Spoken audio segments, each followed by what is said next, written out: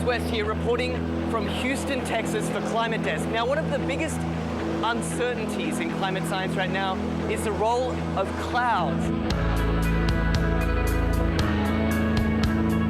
What better way to work that part out than flying right through them? That's what NASA scientists aboard this airplane think. Welcome to NASA's biggest airborne laboratory. You're coming with us today on an 8-hour NASA flight mission. When you read these big IPCC climate assessments, what's the biggest uncertainty? There's two, right? The role of aerosols and clouds. Clouds is probably bigger than aerosols. That is a piece of a puzzle that right now we are missing. You can't get the models right if you don't understand the chemistry and the process. Now we're being told we've got to get on. The doors are about to shut, so let's go aboard.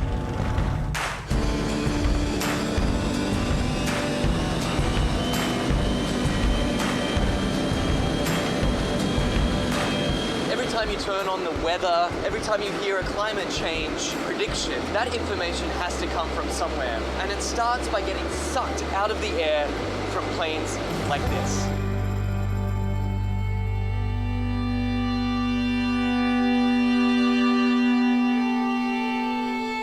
So this mission is to particularly try to understand the emissions from the surface, so mostly biogenic emissions, so from trees and other plants. Right now we're flying to our very first part of this experiment on the DC-8. Over Arkansas, there's a particularly pungent bouquet of emissions that scientists are interested in measuring. Well, these emissions lead to both aerosols and to molecules that both destroy and create ozone. So these are very important things to understand for climate studies. How it will manifest itself, it will be in more accurate and more reliable predictions. So what we're doing is taking a series of flyovers, each at a different level of the atmosphere, scooping up those emissions, testing them, and hopefully scientists are going to see exactly what's in this column of air all the way up. The data that we collect in one flight can keep busy 60 scientists and students for 3 years, 4 years. We're still studying data from data collected 20 years ago.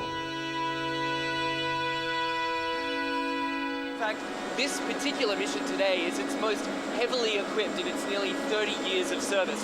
Each one of these consoles here is a specially equipped scientific instrument designed to collect all sorts of different data in real time. And this instrument here tracks the sun. We're looking at mist chambers. They're used to strip soluble gases. This black line is the CO2. It's about 390 ppm right now. We're putting these filters in the bags that we've got the aerosols that we trapped out of a certain amount of air. And so we're sampling up here about 150 liters a minute. That ultimately flows back into the operational models. It flows back into what goes on TV every day. Anyway, I got to get this sample going. You do it. It's a busy man at work. We can't let him rest. Well, get this. We've just spent 2 hours crisscrossing this one cloud formation. In, back out again, back in again. Then they grow, and we track them as long as we can, and then we let it go. Even one cloud can hold a host of answers to the mysteries of climate change. The patterns of, where the clouds are, what type of clouds we see, what kind of weather systems they're associated with it, that'll all be shifting in a shifting climate, in a world with climate change. Then the big spark is this, is when we actually get the meat on the grill. And then it will be some time to process it.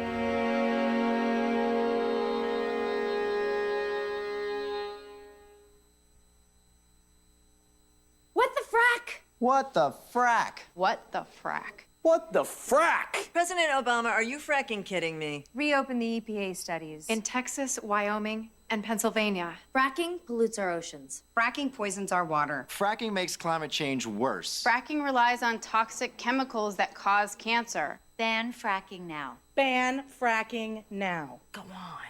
Ban it. Ban fracking now. Please.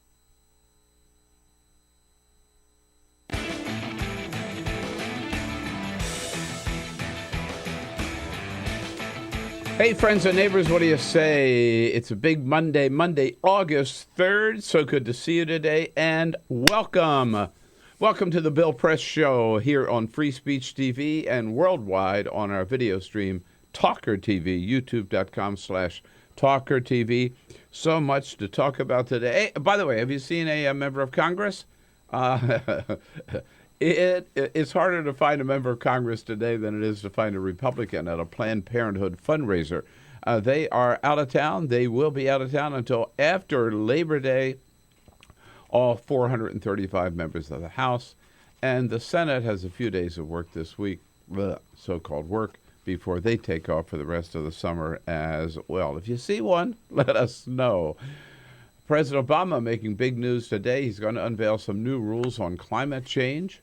He is determined, because Congress will do nothing about it, he is determined to do as much as he can about taking action on global warming before the end of his presidency. We're going to see a lot of action over the next year and a half. Meanwhile, big news, Joe, yes, he may. Vice President Joe Biden, according to the New York Times, Maureen Dowd may be jumping into the Democratic race for the nomination.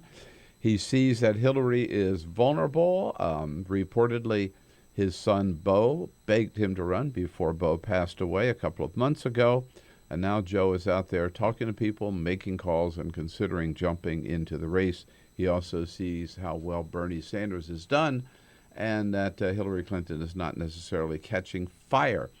Meanwhile, jockeying continues among Republican candidates to see who's going to be on stage for the grown-ups debate Thursday evening. It looks like John Kasich, the latest announced, will be on stage, which means that either Rick Perry or Chris Christie will not.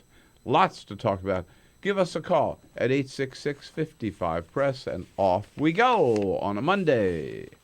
This is the Bill Press Show.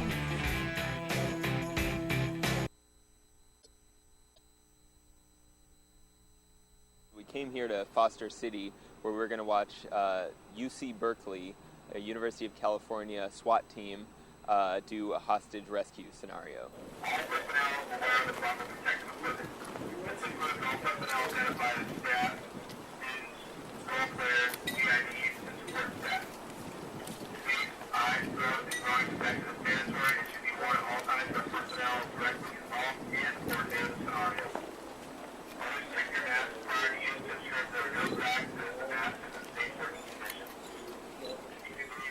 Should I put the water in there now? Yeah, go ahead. So this is like some kind of chemical agent? Yeah. Copy, we're ready. I'm gonna get shot. I already know it, dude.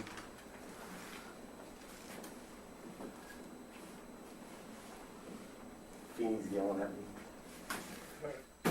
Help me. Your hands. Help me. Your hands. Back to Gentlemen, we have a chemical. We need to pull our person out. Get these guys out of here. Pull them out. Put your hands on your face. Put your hands on your face. Keep him covered.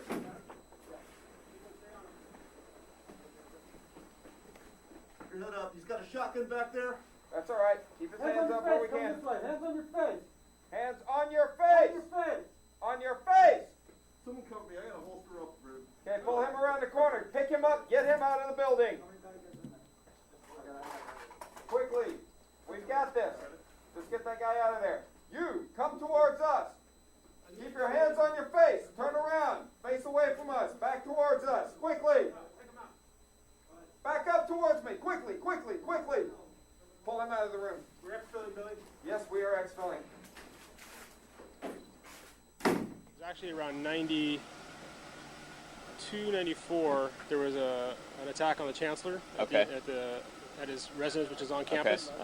And we realized at the time that we didn't have any resources to deal with that kind of threat when it took place.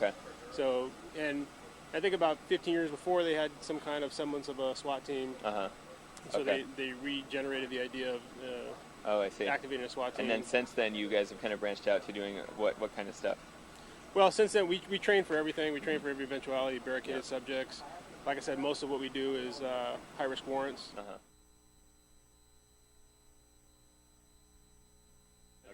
And it's something like it could be like a mugging kind of thing, just like on the street. Depends. I mean, like a mugging, but if it's armed, particularly. Right, an armed mugging. Yeah. Right. Okay. Exactly. Okay. And then obviously we're looking for training for anything else. Yeah. That we might be faced with, and that's what's great about Urban Shield is we couldn't duplicate this on our own.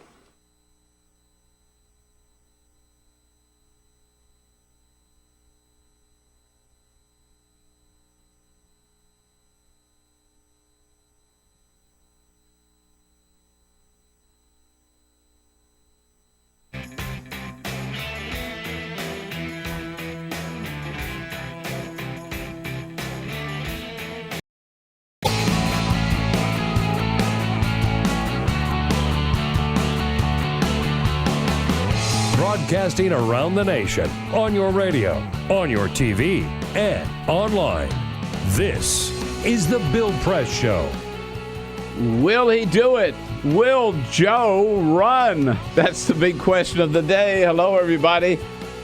What do you say? Monday, August 3rd, here we are. It's The Bill Press Show with me, Bill Press, back with you. And it's good to be here and good to see all of you today. Hope you had a great weekend.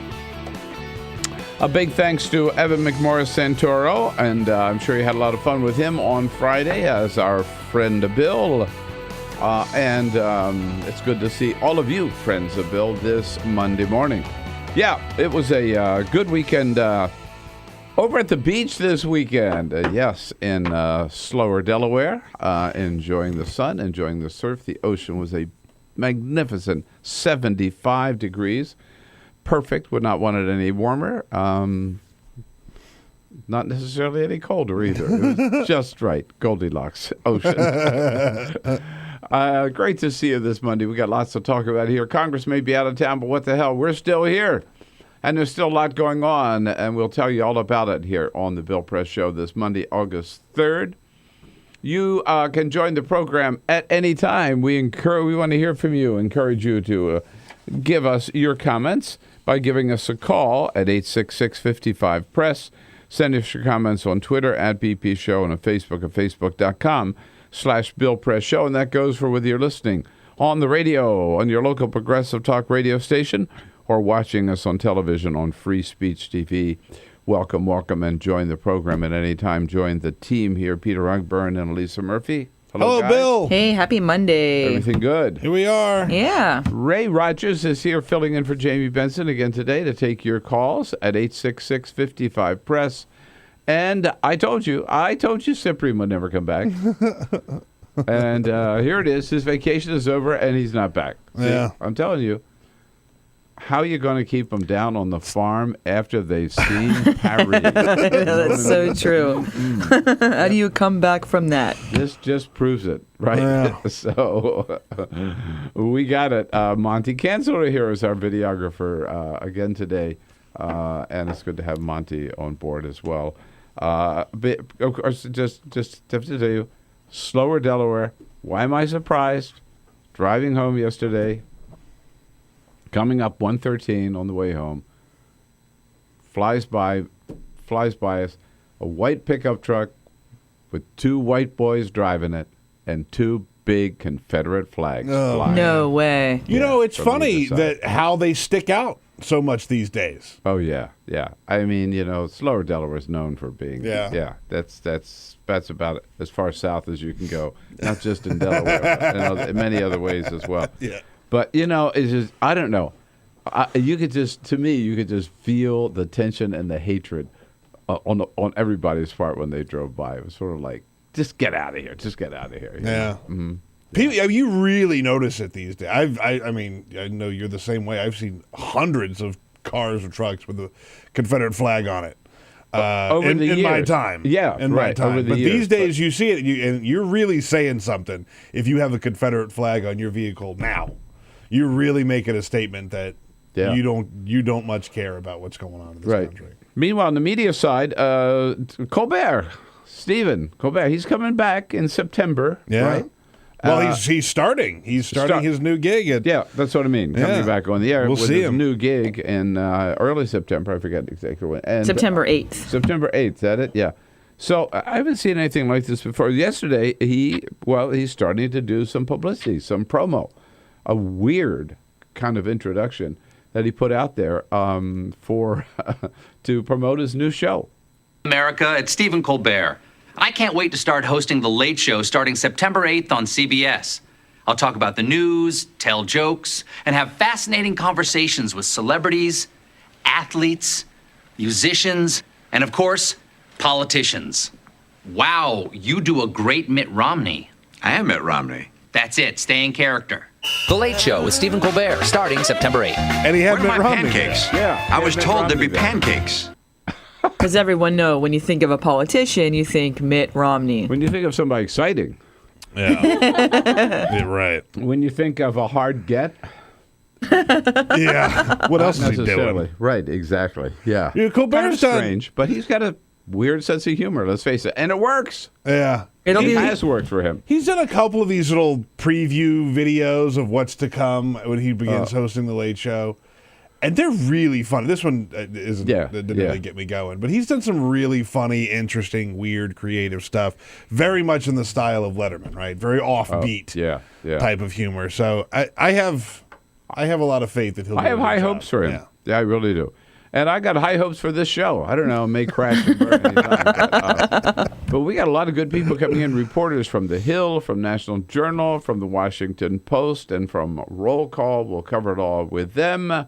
But first, this is the Full Court Press. Yes, D. Just a couple of other stories making news. You know, the Olympics are going to be in Rio next time around in 2016, but it might not be quite ready for competition. Here is a really disgusting story. An AP analysis of water quality took a look at the water quality around Rio. Right now, this is where a lot of the events are going to be taking place. Not necessarily the swimming, but the kayaking and all this type of stuff, the canoeing and row and all this type of stuff. The water quality revealed dangerously high levels of viruses and bacteria from human sewage. Yeah. So before you go climbing into that water, remember that you are basically swimming in raw sewage. Now, they got some time to get this cleaned up, obviously. They got a year. But they said that the levels are astonishingly high. No, they're not going to take care of that. That's a massive plumbing public works project. Yeah, you're absolutely right. It's going to take a lot to get that fixed, and they don't have a ton of time. The band U2 has been on a run at Madison Square Gardens, an 8-show run, as a matter of fact. They've been there for almost 2 weeks now, and they played their final show last week, Friday night, and they had a big crowd on hand. It was obviously a sellout, but it's not how many people were there. It was who was there. Bruce Springsteen was in the audience. He came on stage, played guitar with him. Also Winona Ryder, Scarlett Johansson. But the big event was Bill and Hillary Clinton had themselves a date night. I know it. You know it. Bono took the time to give a shout out to Bill Clinton. Thanked him for the great work that he has done in fighting AIDS, and also gave Bill a shout out for negotiating peace in Ireland when he was president. So he was there and he was recognized. No shout out for Hillary? They didn't say anything. I mean, they did say hello to Hillary, but they didn't give a special shout out to all the great work that she did. But, the news here is Bill and Hillary had a night out. Yeah, exactly. Together, right. I know you were watching, as all of us were. You were watching the Haskell Invitational, right? Were we not all watching the Haskell Invitational? Yes, with my T-shirt. That's right. That's right. The Haskell Invitational is watching the big. It, I had money on it, baby. Is the horse racing event that they had teased that American Pharoah may run in after American Pharoah won the Triple Crown. I predicted he wouldn't run again. I didn't think that we'd see American Pharoah run again, but he did. He ran again. And he won the Haskell Invitational. Remember, his owner said he was going to race him. I wasn't sure that was going to happen, but American Pharoah claimed the winner's share of $1.75 million for the purse there. Wow. So he not only won the Triple Crown, he's won the Quadruple Crown. I guess so. Right? He's going to keep going. Stop. Peter, yes, indeed. Thank you. Yeah, we get to the big story of the day. It hit Washington like I'm telling you, like a nuclear bomb over the weekend. And, first of all, let me just say, you know how I hate to say I told you so. Yeah. We all know how much you hate doing that. I hate to say I told you so. But you know what? I told you so. I told you about Joe Biden. I have said several times, I've written 2 columns about it. I've talked about it on this show and on other TV shows and radio shows that, number one, Joe should run. Vice President Joe Biden should run. And I also said that the better that Bernie Sanders does, the more likely it is that Joe Biden would run. Well, guess what? Now, so far as we know, the vice president has been rather coy about it, right? He hasn't said yes, but he hasn't exactly said no either. Most famously, and he really hadn't changed his position from what he told George Stephanopoulos last January when Stephanopoulos asked him, is there any chance you might run against Hillary Clinton? Yes, there's a chance. Yes. But I haven't made my mind up about that. We got a lot of work to do between now and then. There's plenty of time. Look, the person who is going to and Secretary Clinton is a really competent, capable person and a friend. The person who is going to be the next president of the United States is the one who's going to be able to articulate the clearest vision to the American people of where they're going to take the country.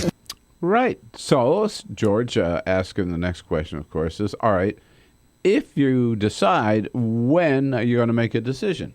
Well, I don't think you have to make up your mind until the summer. I think this is open on both sides. But look, right now my focus is getting implemented what the president talked about last night to nail down this recovery and get the middle class back in the game. Okay. It's August 3rd. It's summer.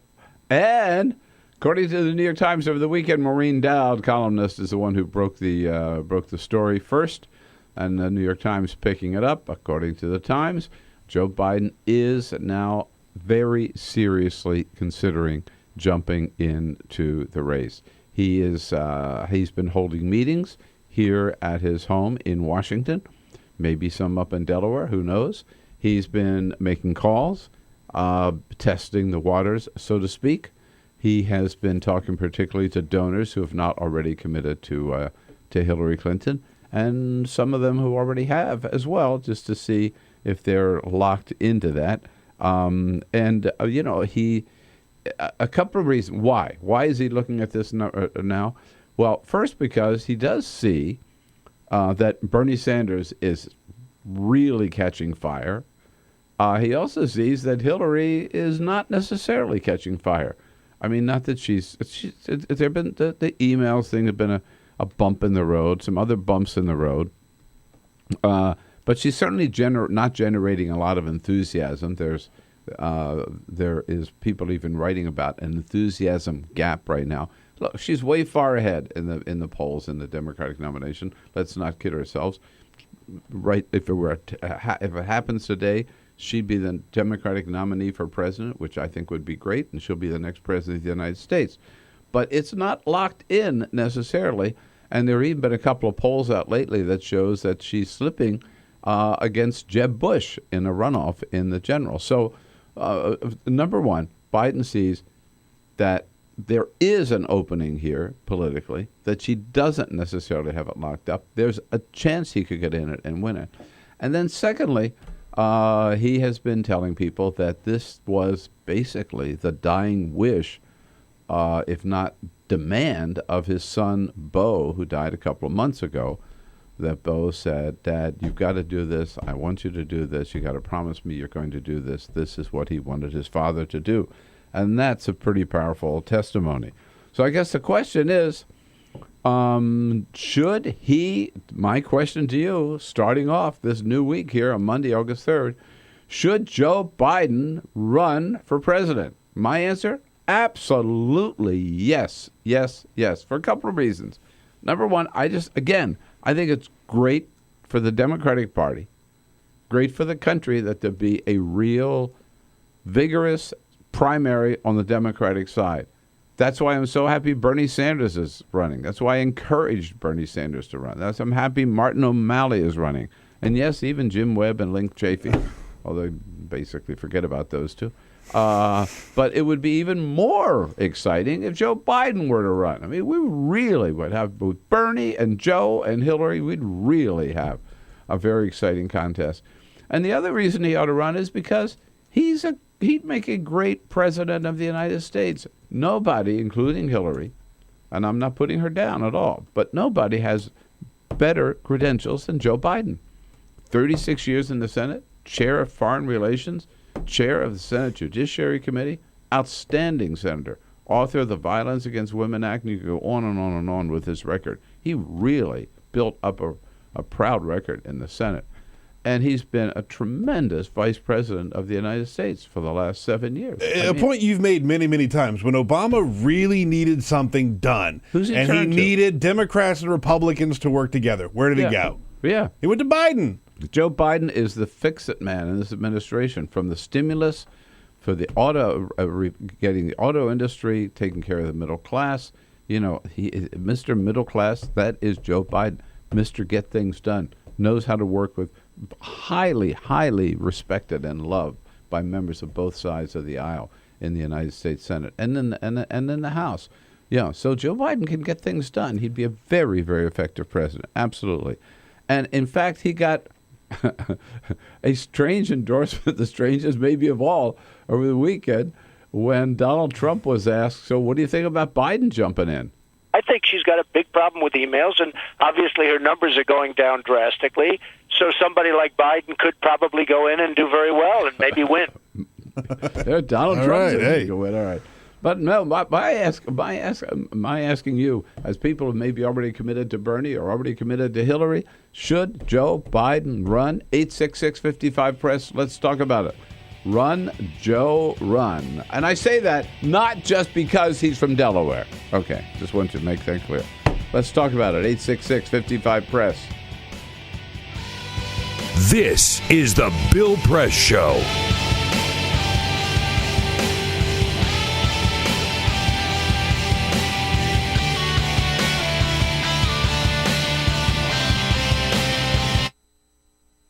Silicon Valley, Santa Clara County is often portrayed as a role model for the rest of the country. The county has some of the highest salaries and most expensive real estate in America, thanks in large part to the phenomenal success of tech companies such as Google, Yahoo, Intel, Adobe, and of course Apple, the nation's wealthiest and most profitable company. But Santa Clara County also has a more unseemly distinction. I'm standing near downtown San Jose, inside what is by some accounts the largest homeless encampment in America. The Jungle, as it's known, occupies a 65-acre stretch of creek where about 300 people live in makeshift structures. It's less of a homeless encampment than a full-blown shantytown. This being the largest homeless encampment in the United States, and us having Silicon Valley with Steve Jobs and all this cash, we're not supposed to have this kind of homeless problem. You know what I mean? I done been shot with a pellet gun like 4 times, attacked with baseball bats, my house set on fire. This is like hell on earth. I mean, this is like something you will not see. You have to see to believe, actually. It's like fourth world conditions.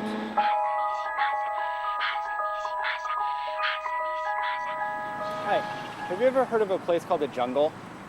Sorry? A place called the Jungle, have you heard of it? We're not making enough money really for conventional homes or housing, and we make too much money for subsidized homes. So we're kind of, floating between the oil and the water. We told the landlady here if it would be possible to continue staying here. She said, no, you got to go. I already rented it out. We went and loaded things into a storage facility, and it's still there. And all the campgrounds and things that we saw were too far out of the city, like KOAs and that sort of thing. So what we decided to do was to move into the Jungle. So that's what we did. A few days ago, a woman named Lydia Hernandez was robbed inside of her tent. When she refused to hand over the money, the robbers slit her throat. When she still fought back, they bashed her head with an axe. She died a few hours later. Residents say that the police never come into the Jungle, so they have to fend for themselves. There's no law down there except our own, right? There's no law. So we could smoke dope all day in the open. The dope dealers ain't scared because they're secure. We go to the Fairmont Hotel and have a brunch or do a philanthropy. That's not going to cut it. We need billions of dollars to go into the inner cities and go into the jungle. Silicon Valley, the Bay Area is known for its innovation, its progressive thinking. It's one of the most progressive pockets in the United States, if not the world, and certainly one of the wealthiest. If we can't do it here, it won't happen anywhere. It's got to happen here.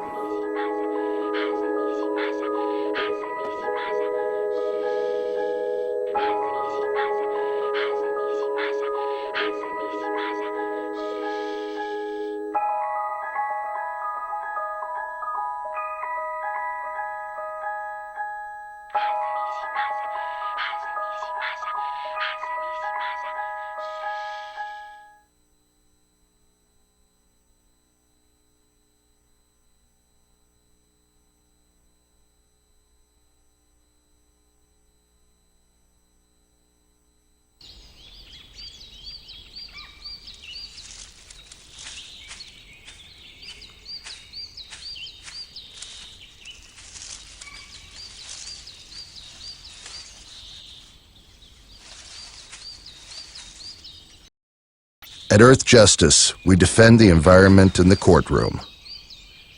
Join our fight. When you take a seat, you take a stand. Earth Justice, because the Earth needs a good lawyer.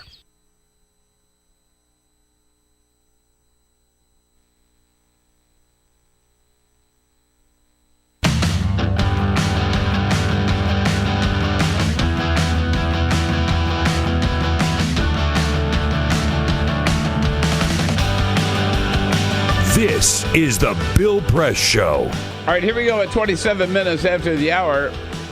We're talking about the news of the weekend that Vice President Joe Biden, you thought the field was set. Joe Biden would really shake it up. He is seriously considering it. And you got to say, when you look at the difference between the two sides, I mean, when I look at 17 now Republican candidates, I wouldn't feel comfortable with any one of them being president of the United States. And some of them are just a total joke, the idea that they would ever become president. And you look at the Democratic side, let me tell you, if the choice is between Bernie and Hillary and Joe, I'll take any one of them. Any one of the three would make a great president of the United States. Mike is calling from out in Chicago. Hello, Mike. What do you think? I think Joe Biden should run. And here's why. Because Hillary is not talking to the middle class of America. She isn't. I mean, I think Donald Trump is talking more to the middle class of America and the concerns of middle class America, like the exportation of our jobs and all that. Mm-hmm. I think it would be refreshing to have Joe Biden in there and answer questions that Hillary is refusing to answer. No, go ahead. Yeah. I mean, I think it's just that's what America is looking for. That's why Trump is surging, because he's talking to the things that really matter to middle class Americans. Yeah. No, excellent point, Mike. Excellent. I appreciate the call. There's no doubt about it. If you look at Joe Biden's record, I mean, he has been pro-working families, pro-middle class. That's his background. You know, he's Scranton, Pennsylvania. He's a scrapper. He's a fighter. And, Mike, I think you're right. That's what people want today. More calls coming up. This is the Bill Press Show. Officer, were you the one who arrested me? Gonna shake my hand?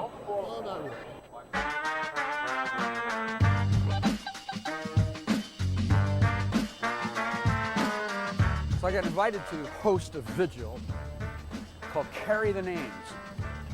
And that's what they were doing, carrying the names of the people who were victims of deadly police force. Michael Brown, Eric Garner, Akai Gurley.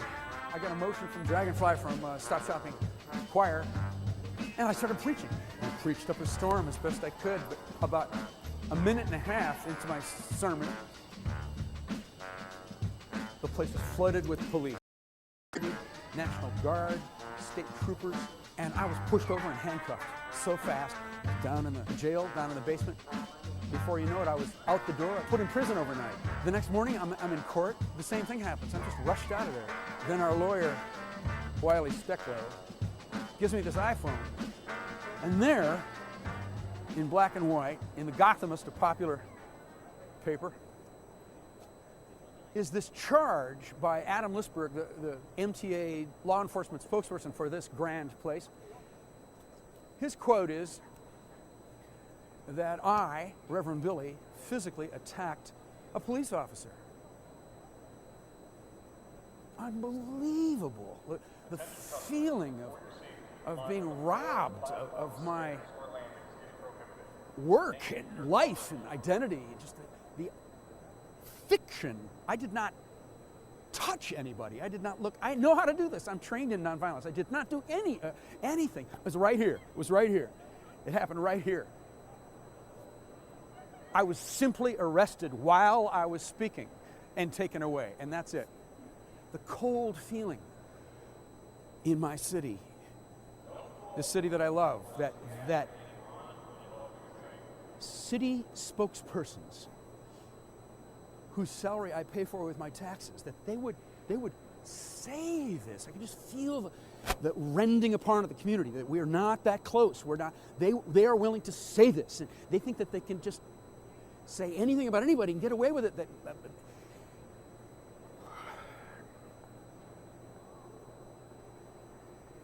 So we have something in the Church of Stop Shopping called radical forgiveness. Amen? Cops and bankers love their children. I forgive the police. We gotta love them too. Cops and bankers love their mothers. But I'll stay radical. Mothers love their brothers. We gotta love them too. But we'll wake up every morning forgiving each other, reaching out, touching, telling stories, having humor, being in a community together, sharing our children, sharing the streets, sharing the climate, being in the city together.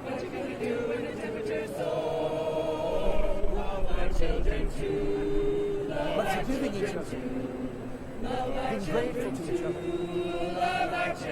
helping each other out, living together, living together. I got a daughter just turned 4.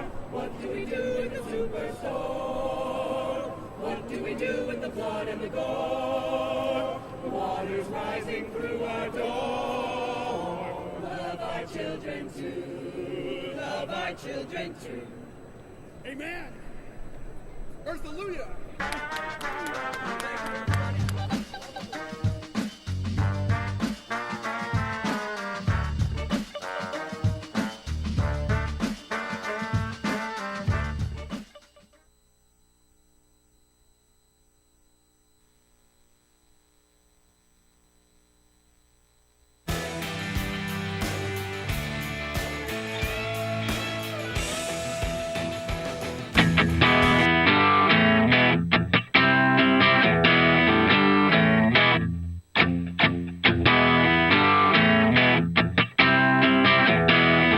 Connect with The Bill Press Show on Twitter. Follow us at BP Show and tweet using the hashtag WatchingBP. This is The Bill Press Show. 33 minutes after the hour. Here we go. Yes, indeed. It is The Bill Press Show. Monday, August 3rd. Chris Christie went out of the way over the weekend to say that he would punch the teachers union in the face. Well, we will give them a kiss in the face this morning. We're brought to you this morning by the American Federation of Teachers. Yes, and under their president, Randy Weingarten, the members of the AFT, Teachers of America, deserve our thanks, not our attacks. Like Chris Christie, we thank them particularly for their great work in the classroom and for their support of the program and sponsorship of the Bill Press Show. In the next segment, Scott Bland will join us from the National Journal to talk about some of the other political news of the day. Right now, we're talking about the biggest news of all on the political front, that Vice President Joe Biden is, according to the New York Times, and the Vice President's office has not denied it, has been holding meetings, making phone calls, actively exploring the possibility of running for the Democratic nomination for president. I think it's a great idea. Not that there's anything wrong with Hillary or anything wrong with Bernie Sanders, but the more the merrier, and Joe would make a great president of the United States and bring a lot to the table, experience that nobody else could match. So should he run? I'm asking you, 866-55-PRESS. My answer is absolutely. Peter? We are comments? online. Yes, indeed. You can join the chat room on Talker TV, youtube.com/Talker TV, TAWKR TV. There are comments there, which is where we got this comment. Joe needs to run if he feels he still has something to contribute. Bo's memory will either compel him or prevent him. You can also find us on Twitter at BP Show, at BP Show. Kristen says, if Biden ran for president, I don't think Hillary would stand a chance against he and Bernie Sanders come debate time. And Jessica says, we need Bidenisms. More, lots and lots of Bidenisms. This is big effing deal. Go, Joe, go. Amen to that. Find us on Twitter at BP Show. One other quick comment from Michael, who had a good comment. I love Bernie, but I understand he's left of most, but I've been really let down by Hillary, who won't take any position. Joe is the best of both of those candidates. Mm-hmm. Yeah. No, I mean, I think, again, if you will, Bernie has paved the way. You know, he really has shown not only that Democrats are really excited about a new face, right? But he's shown that Democrats really are, as Mike, our first caller, said, I think looking for somebody in the middle class, or as Joe Biden said in that clip we played a little earlier, I love that phrase, get the middle class back in the game. Because they've been out of the game for the last decade at least, where all the wealth has gone to the very top, all the tax cuts have gone to the very top, and people in the middle are struggling, working one or two jobs and still having a hard time making ends meet and seeing their salary basically stay stagnant, if not decline in terms of actual take-home pay, actually declining. And people, they know that's got to be the focus. That's got to be that they want somebody who's going to fight for them. Joe Biden is certainly one of those, is certainly that person. Let's say hello to Gary. I think that's Joliet, Illinois. Is it? You are correct. Hey, Gary, how you doing? What's going on? Or you could pronounce it Joylet. I don't think the people from Joliet would like that. We're used to it. But hey, I hate to rain on the Joe Biden parade. Go ahead. All right, but you can try. I'll try. There was a 2016 presidential marijuana scorecard that came out that ranked all the candidates on that issue and then backed it up with their various positions and statements. Yeah. And the first big surprise on there was Joe Biden's big fat D. I was like, say it ain't so, Joe.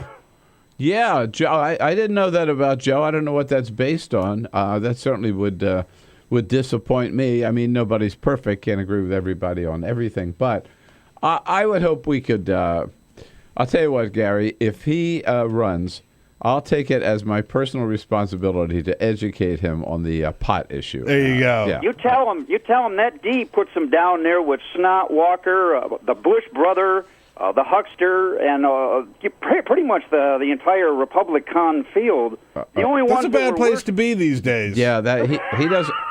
Yeah, he doesn't want to be down there because the trend is really going in the opposite direction. Yeah. In fact, the only ones that were worse were Rick Sanitarium and Governor Chris Crisco, which both got an F. Chris Crisco. That is a new one. Good one, Gary. No, but Rick Sanitarium. I like congratulations. I hadn't heard that. Holy cow. I think we're going to make. I think we ought to hire Gary as our new right political pundit when it comes to certainly Chris Crisco to nicknames for the Republican nominees. But the other thing back to what I'm sure what the vice president is looking at again, and I feel every time I feel like I have to almost defend myself if I say anything good about anybody other than Hillary. Look, I am a big Hillary Clinton fan. I think she'd make a great president of the United States. Most of you regular listeners and viewers know I supported her over Barack Obama in 2008 and got to know her well when I was Democratic chair of California. But you got to admit, her campaign hasn't really taken off, right? I mean, there is an enthusiasm gap. She maybe she's just been around so long that people are excited as they used to be. about Hillary Clinton. Plus, there have been some stumbles. The emails. Look, the emails, it's not a substantive issue, but the way her campaign handled it was pretty amateur hour. That's a big part of these types of quote-unquote scandals, right? It's how you react to them. Yeah, it became a bigger scandal than it was because at first they were in denial, and then she shouldn't have had the lame excuse for why she had 2 different phones in the first place and set up her own private server and everything. It was badly handled. She hasn't handled the media very well. I mean, she's got this. I mean, literally, not just figuratively, roping off the media to keep them away from her, and that's created certainly some tension and some not good press as a result of it. And then, as somebody mentioned earlier, and Bernie Sanders keeps at this point, where does she stand on some issues? She won't tell us. She said the other day, I won't tell you where I stand on the Keystone Pipeline until I'm president. You elect me president, and then I'll tell you what my position is. I mean, no, you can't get away with that as a candidate. We don't know where, on the minimum wage, we know she says the minimum wage should be raised. Okay, but Bernie Sanders says to $15 an hour. She won't say where she thinks it ought to be raised. Just, it ought to go up. Keystone. On the Trans-Pacific Partnership, the Fast Track Authority got through Congress. President finally got it. We still don't know to this point where Hillary Clinton stands on the TPP. She wouldn't say. So it's been a little bit of a rocky road for her. And again, that's part of the reason I think that Joe Biden sees there's an opening here. But just on his merits, he's done a damn good job as vice president. He was an outstanding senator. He's an incredible, committed individual, a champion of the middle class. Joe Biden would make a great president.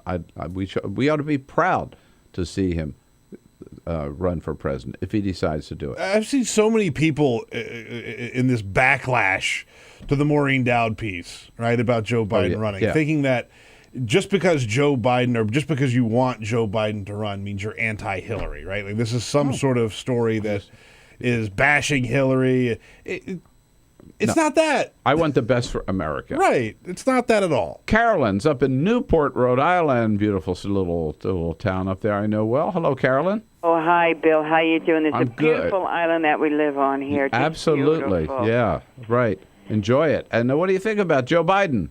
I love Joe Biden as vice president. Excuse me. And I just love him. And can I just make a couple of points here? Please. I think what Ted Cruz did at the House that time was terrible. Right after Bo, his son, died, he said, "Oh, Joe Biden here."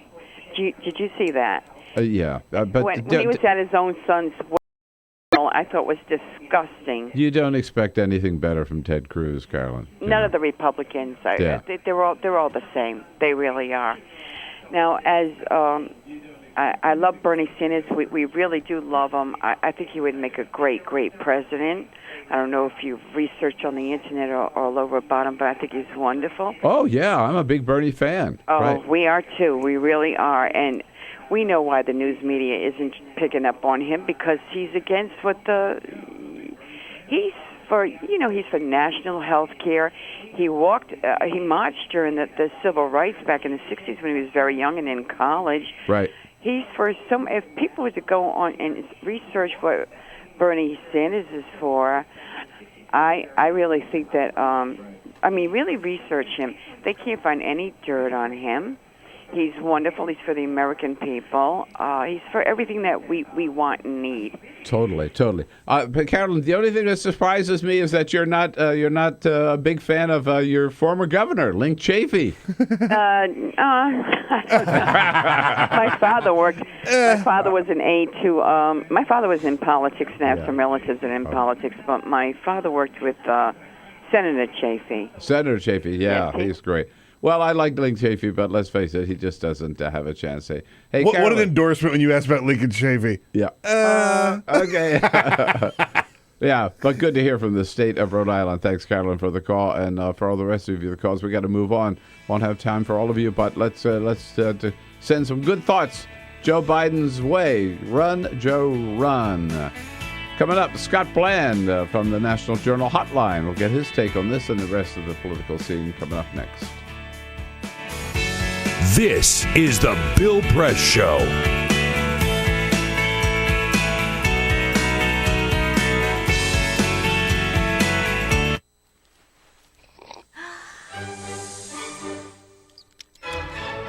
When I started learning about nutrition, about which, by the way, much less is known than you might think, I learned that what mattered most about one's health was not necessarily the nutrients, good or bad, that you were consuming or staying away from, or even the calorie counts. But what predicted a healthy diet more than anything else is the fact that it was being cooked by a human being and not a corporation. Corporations cook very differently than people do. They use vast amounts of salt, fat, and sugar, much more than you would ever use in your own cooking. And the reason they do that is those are three incredibly attractive and incredibly cheap ingredients. And when they're layered properly, as in a chip or pastries and forms of junk food, they're incredibly addictive. They really press our buttons. They activate our dopamine network, our cravings. And in fact, people in the industry, they don't talk about addiction in the food industry, even though they traffic in addiction. They talk about craveability. It's the same thing. And snackability is another term they use. It's a lovely word. And then the last point about corporate cooking that's important to understand is they cook different stuff than you do at home.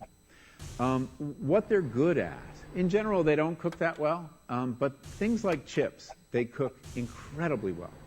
And here's a classic food that if you make it yourself, if you've ever made French fries, you have to wash the potatoes, you have to peel the potatoes, you have to slice the potatoes, you have to fry them in a lot of oil, you have to spatter your entire stovetop, you have to clean up, and then you have this pot of oil you have to get rid of.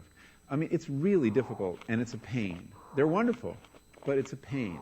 And if you make them yourself, you'll only eat them every 6 weeks, 2 months, because it's too much work.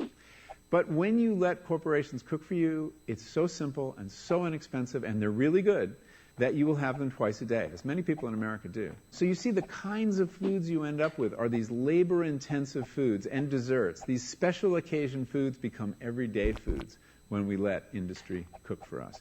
Eat anything you want, just cook it yourself.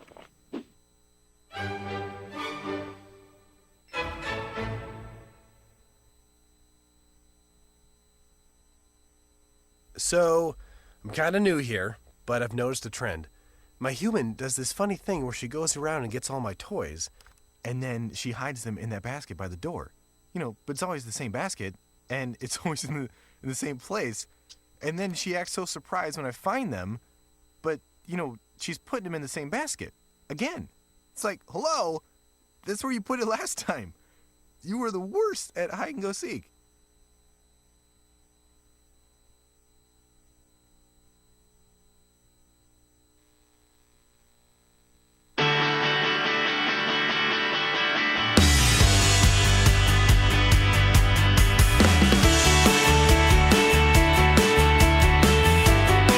On your radio, on TV, and online.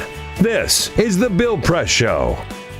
12 minutes before the top of the hour. Yes, indeed, other than the word that Joe Biden is, according to the New York Times at least, and his office hasn't denied it, seriously considering maybe jumping into the Democratic race for the Democratic nomination for president. There is other political news leading up to the big Republican debate this Thursday, the first up in or out in Cleveland, Ohio. Scott Bland is on top of all of the good political news of the day. He's the editor-in-chief of the National Journal Hotline, joining us again this Monday morning. Hello, Scott. Good morning. So the big question is, now we're in the final polling period, right, that will determine who's part of the grown-up debate and who's part of the kids' table on Thursday night. So tell us, who are the top 10 as of now? That's right. Well, the folks on the bubble, really, you've got Chris Christie and John Kasich, who look like they might be sneaking in. And then on the other side of it, you've got Rick Perry Bobby Jindal, I think right on the other side. That's kind of where the dividing line is right now. And one thing that's going to be interesting, we still don't know all that much about the criteria that are going to be used, besides the fact that it's going to be an average of 5 national polls. Pardon me, do we know which polls? We do not. Uh-huh. We can make a pretty educated guess based on what's been released over the past few days, but we're not really going to know until... Tomorrow's the cutoff, right? Exactly, until the announcement, which I believe is tomorrow evening. Evening, yeah. And at that point, we'll kind of be able to look and figure out what's going on. But in the case of a tie, maybe there could end up being more people on stage than just the 10. This debate is being hosted in Ohio Governor Kasich's home state, sponsored by his home state Republican Party. I think there are a lot of people who really want him involved, and his poll numbers are just teetering on the edge. So it'll be interesting to see what happens with that. Now, I want to start. Let's start at the top here, right? So Trump, Walker, Jeb Bush, Mike Huckabee, the ones who are definitely in, right?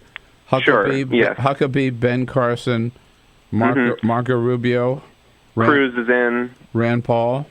All right, so that's the 8, right? And then then you start getting into the bubble. The bubble.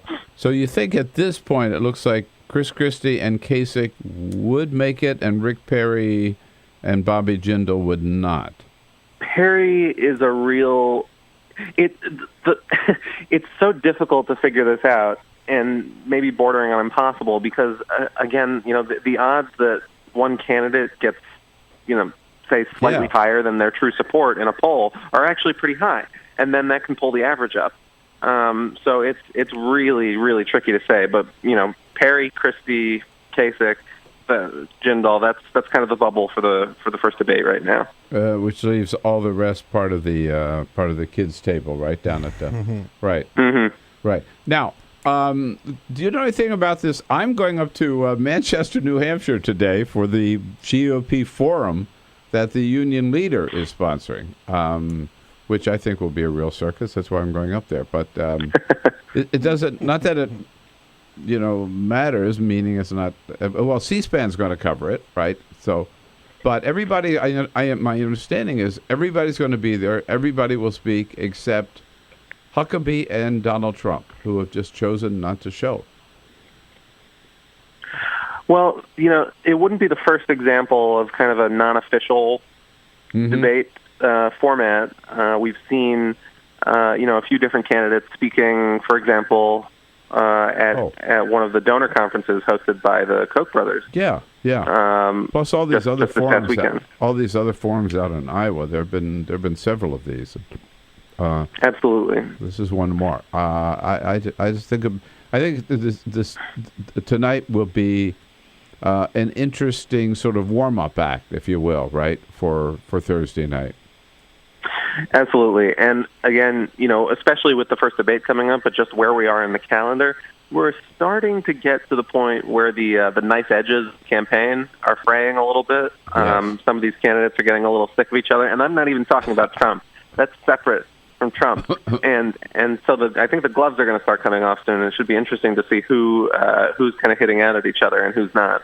Well, that's what I'm hoping. That there'll be some of them will start taking sniping at each other tonight. They almost have to if they want to move those numbers a little bit, right? Enough to get on stage. So, particularly maybe watching Chris Christie and John Kasich tonight to see if they make some moves. All right. Well, we'll be watching tonight and Thursday, and I'll talk to you about it next week, Scott. Thanks so much, as always. Looking forward to it. Scott Bland, National Journal. National Journal Hotline, nationaljournal.com. This is the Bill Press Show.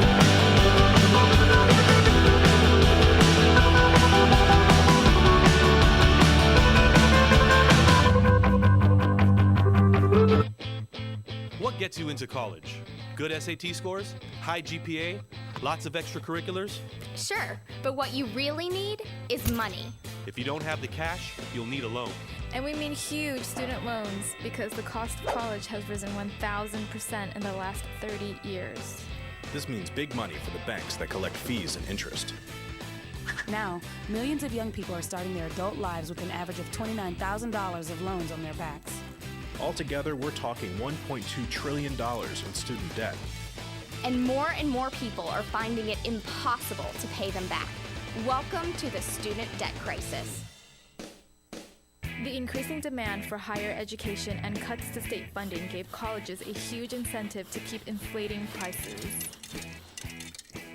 I graduated about a year ago, currently in $35,000 of debt. I am in debt about like $25,000.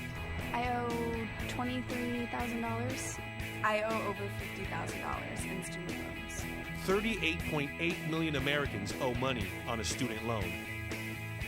And the biggest names in banking are making huge profits off the booming student loan industry. Sallie Mae, the largest provider of private student loans, made $949 million last year. They only give you about 6 months to look for a job. You have to start paying back the loan. It's very pressuring, especially nowadays. It's very hard to find a job. Over half of the students graduating in 2012 could not find a decent paying job. They either had low-wage jobs or unpaid internships or were unemployed altogether. So you can't make the payments. You start incurring late fees, which makes the loan even harder to pay off. And it stays with you for years, even decades. Right now, a third of the people who started repaying their loans are delinquent or in default. That's 13.7 million people, more than the populations of Chicago, New York, and San Francisco combined. Worse, it's not just the borrowers who are in trouble. Many loans require co-signers. So if the student is unable to pay, that co-signer, a father, a mother, or a grandparent, is now on the hook. Even a grandparent's Social Security benefits can be garnished to pay the loan. We should have an answer to this. If you get really behind in your car payment or your credit cards, you can file for bankruptcy. But Congress has made it nearly impossible to discharge student loans through bankruptcy. Big institutions make big profits while students try to make ends meet under crushing debt.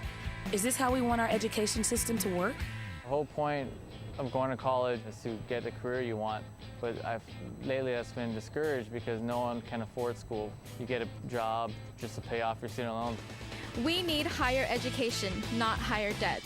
Sign up to end the student debt crisis at higherednotdebt.org.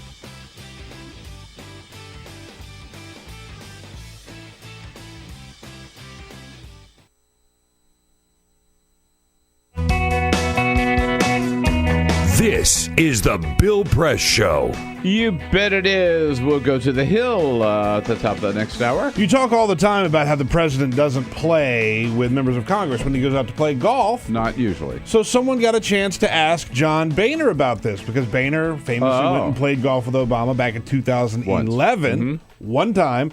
And the Golf Channel sat down with John Boehner for a nice long interview and said, why don't you play golf with Barack Obama? I would love to. But my fellow GOP congresspeople will not let me do it. They're afraid that he would talk about the inner workings of Congress, so they won't let him play golf. According to him. Yeah. Boehner would just tell him to go to hell. You right? Yeah. Play with the This president. is the Bill Press Show.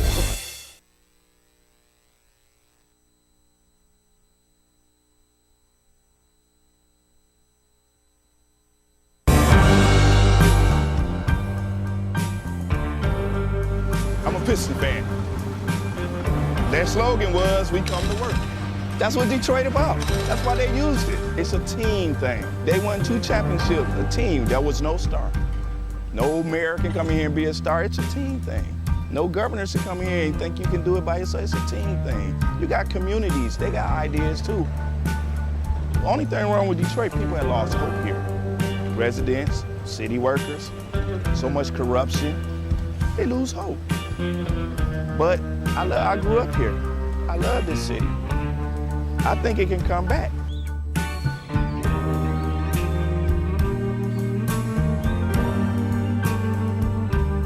I've been working for the city 24 and a half years. Within the last 10 years, we took 4 pay cuts and then an additional 10% wage cut. I've lost a home. When you take all of the decisions out of the city of Detroit, all of us, then what do you have? Exactly what we got. A lot of problems. Every time the city seems to fall into a problem, it's always on the backs of us workers. You wake up out of a dead sleep and you jump behind the wheel and take off driving and try to get everybody there safe, not knowing really what you're pulling up to. I'm not eligible for Social Security, so the pension is my sole salary at this point. We've been in business here 39 years. We've seen a lot of changes in Detroit. The area was a lot of industry, a lot of city workers. It's getting very tough for the city workers. It's getting tough for us as a business people. Response times are increasing because of the closing of companies, which takes your insurance rate through the roof. So all the things that affect us affect the citizens. I worked for the city in different capacities for 29 years. I feel like an old jacket. They use me up and they throw me away. In my condition, nobody's gonna hire me. I'm 68 years old. Half the times, I can't get my blood pressure medicine. It's either feeding myself, blood pressure, or paying bills. $754. By the time they take all the deductions for I have my car insurance, my house insurance, and my health insurance taken out. So the time they take all that, I'll get about $300 after they take all that out. I don't understand it. I can't see how the governor's allowing this to happen and what they're doing and they want to blame it all on the seniors. Not only the seniors, but the city workers. And we worked hard. I know I worked hard. I've been in Detroit since 1946. I was 14 years old when I came in. I don't live large at all. I wish I could. I don't know when the last time I've been shopping. I only get $1,100, and I'm 81 years old, and I need every penny that I can get and that I do get. And I'm very, very upset about the idea of them taking away my pensions that I worked 30 years for. I think it's terrible that they talk about Detroit like they do, because Detroit has been very good to me. I have a lot of city workers coming in with their uniforms on, Detroit Water Department, Police Department, Fire Department. I get a lot of people, the Border Patrol come in. So if I lose that customer base, I'm going to be in a position where I might have to close down. If they take away their pensions, if they start cutting jobs, it's going to cut into a large percentage of not only our business, but other businesses that are in the city of Detroit. We're here. We've been here for 26 years. We're still trying to do business in the city. Detroiters are survivors. They tough, they adapt, but only can do so much when your politicians are ahead of you and we're not on the same team. We're not gonna let Detroit be erased, bulldozed, to where we're gonna fight to the bitter end. Detroit gonna survive.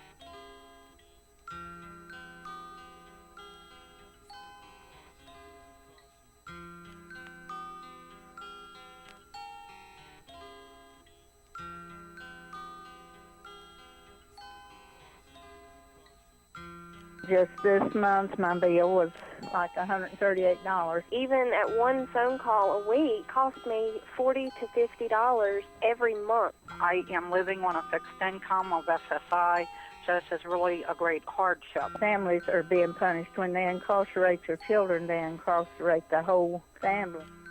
In 2011, the Media Action Grassroots Network, Working Narratives, and Prison Legal News founded the Campaign for Prison Phone Justice, an effort to call on the FCC to address the cost of interstate phone calls.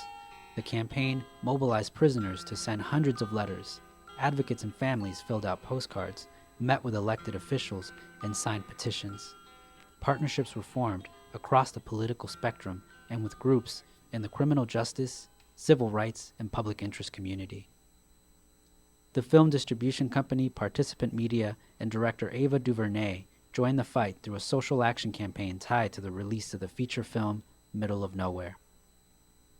In an effort to push the FCC to act, the campaign hosted a historic rally outside of the Federal Communications Commission where for the first time, families of prisoners, elected officials, civil rights and faith leaders came together to call for an end to predatory phone rates.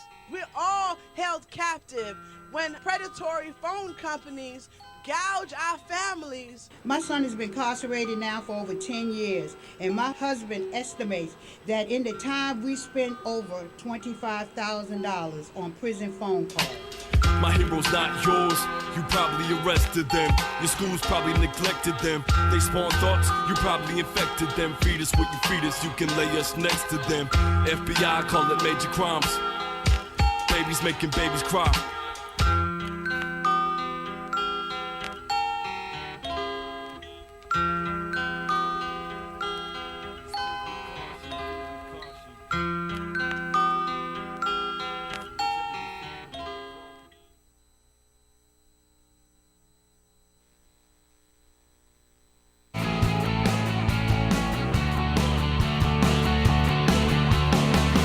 Broadcasting around the nation, on your radio, on your TV, and online. This is The Bill Press Show.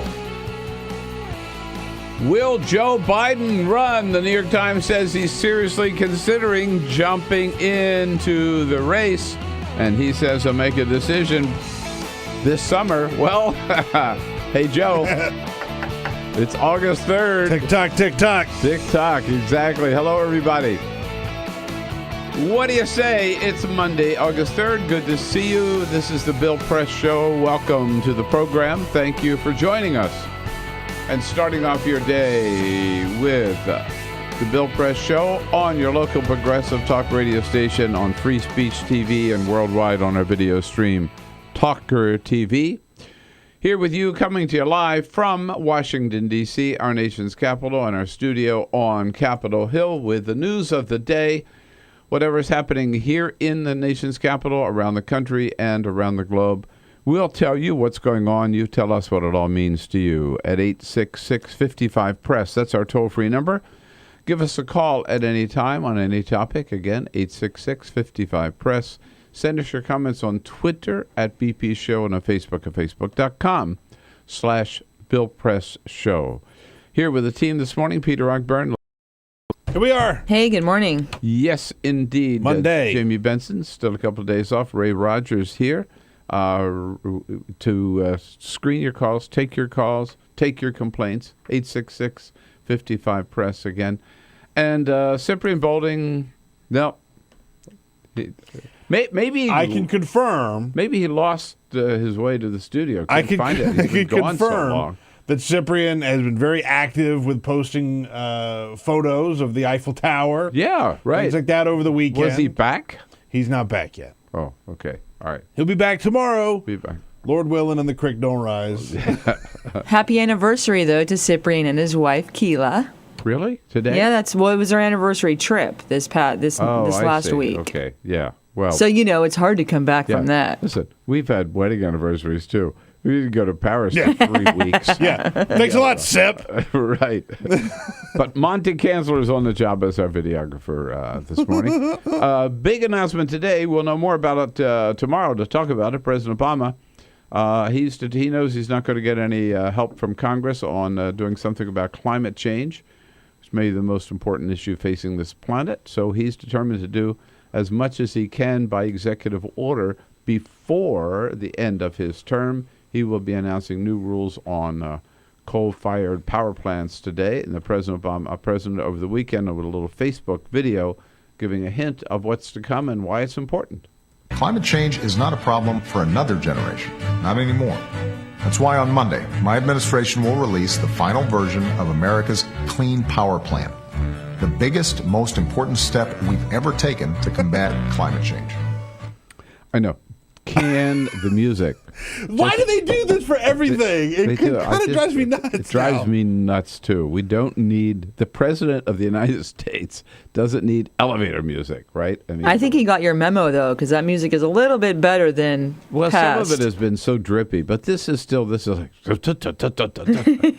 movie. Yeah, we don't need it.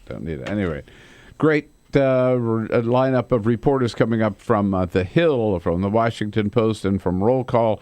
And we'll also talk a little later in this hour to the chairman of the Ohio Democratic Party about Mr. Kasich and other Ohio problems. We'll start off this hour by getting the latest on the Malaysian airline still missing plane. But first, this is the Full Court Press. Just a couple of other stories making news. Now, Donald Trump, remember, he got in a lot of hot water for his comments about Mexican immigrants. And one of the problems that he had is that here in Washington, D.C., celebrity chef Jose Andres pulled his restaurant out of the upcoming Trump Hotel at the old post office pavilion. Well, Donald Trump is now suing Jose Andres for $10 million, citing attorney's fees and the breach of contract. The suit was filed in the U.S. District Court. Jose Andres' group released a statement over the weekend that said this lawsuit is both unsurprising and without merit. Simply put, Mr. Trump's comments made Think Food Group's participation in this project impossible and constituted a breach which the landlord of Trump refused to remedy. So this is going to get ugly before it gets better. But this is classic Donald Trump. Classic Donald Trump. Classic. Hey, congratulations to Priscilla Chan and her husband, Mark Zuckerberg. Congratulations. The founder of Facebook. Yep. He made a big announcement on Friday afternoon. Naturally, he made the announcement in a Facebook post. Oh, really? Yeah, he made the announcement on Facebook, said that they are expecting their first child, a girl. Now, it's very interesting the way that he wrote this piece, because he's known for being very guarded and doesn't let a lot of his personal life out, but he talked about how they had 3 miscarriages before this pregnancy. Wow. And said he wanted to take some of the stigma off of miscarriages that a lot of couples have, and they feel like they can't talk about it. So he talked about it and said that his wife wanted them to talk about that and get that out there. So congratulations. Well, good for them. To them. Yeah. Little baby girl is on the way. Very rich little baby girl on the way. Right. And we go to Venezuela, where there is a crisis, Bill. A crisis brewing. Empresas Polar is the largest beer distributor in Venezuela, and they announced that there's going to be a beer shortage in Venezuela. They are citing a major problem with imported barley. They don't have enough to make the beer. It's crucial to make beer, to have the barley.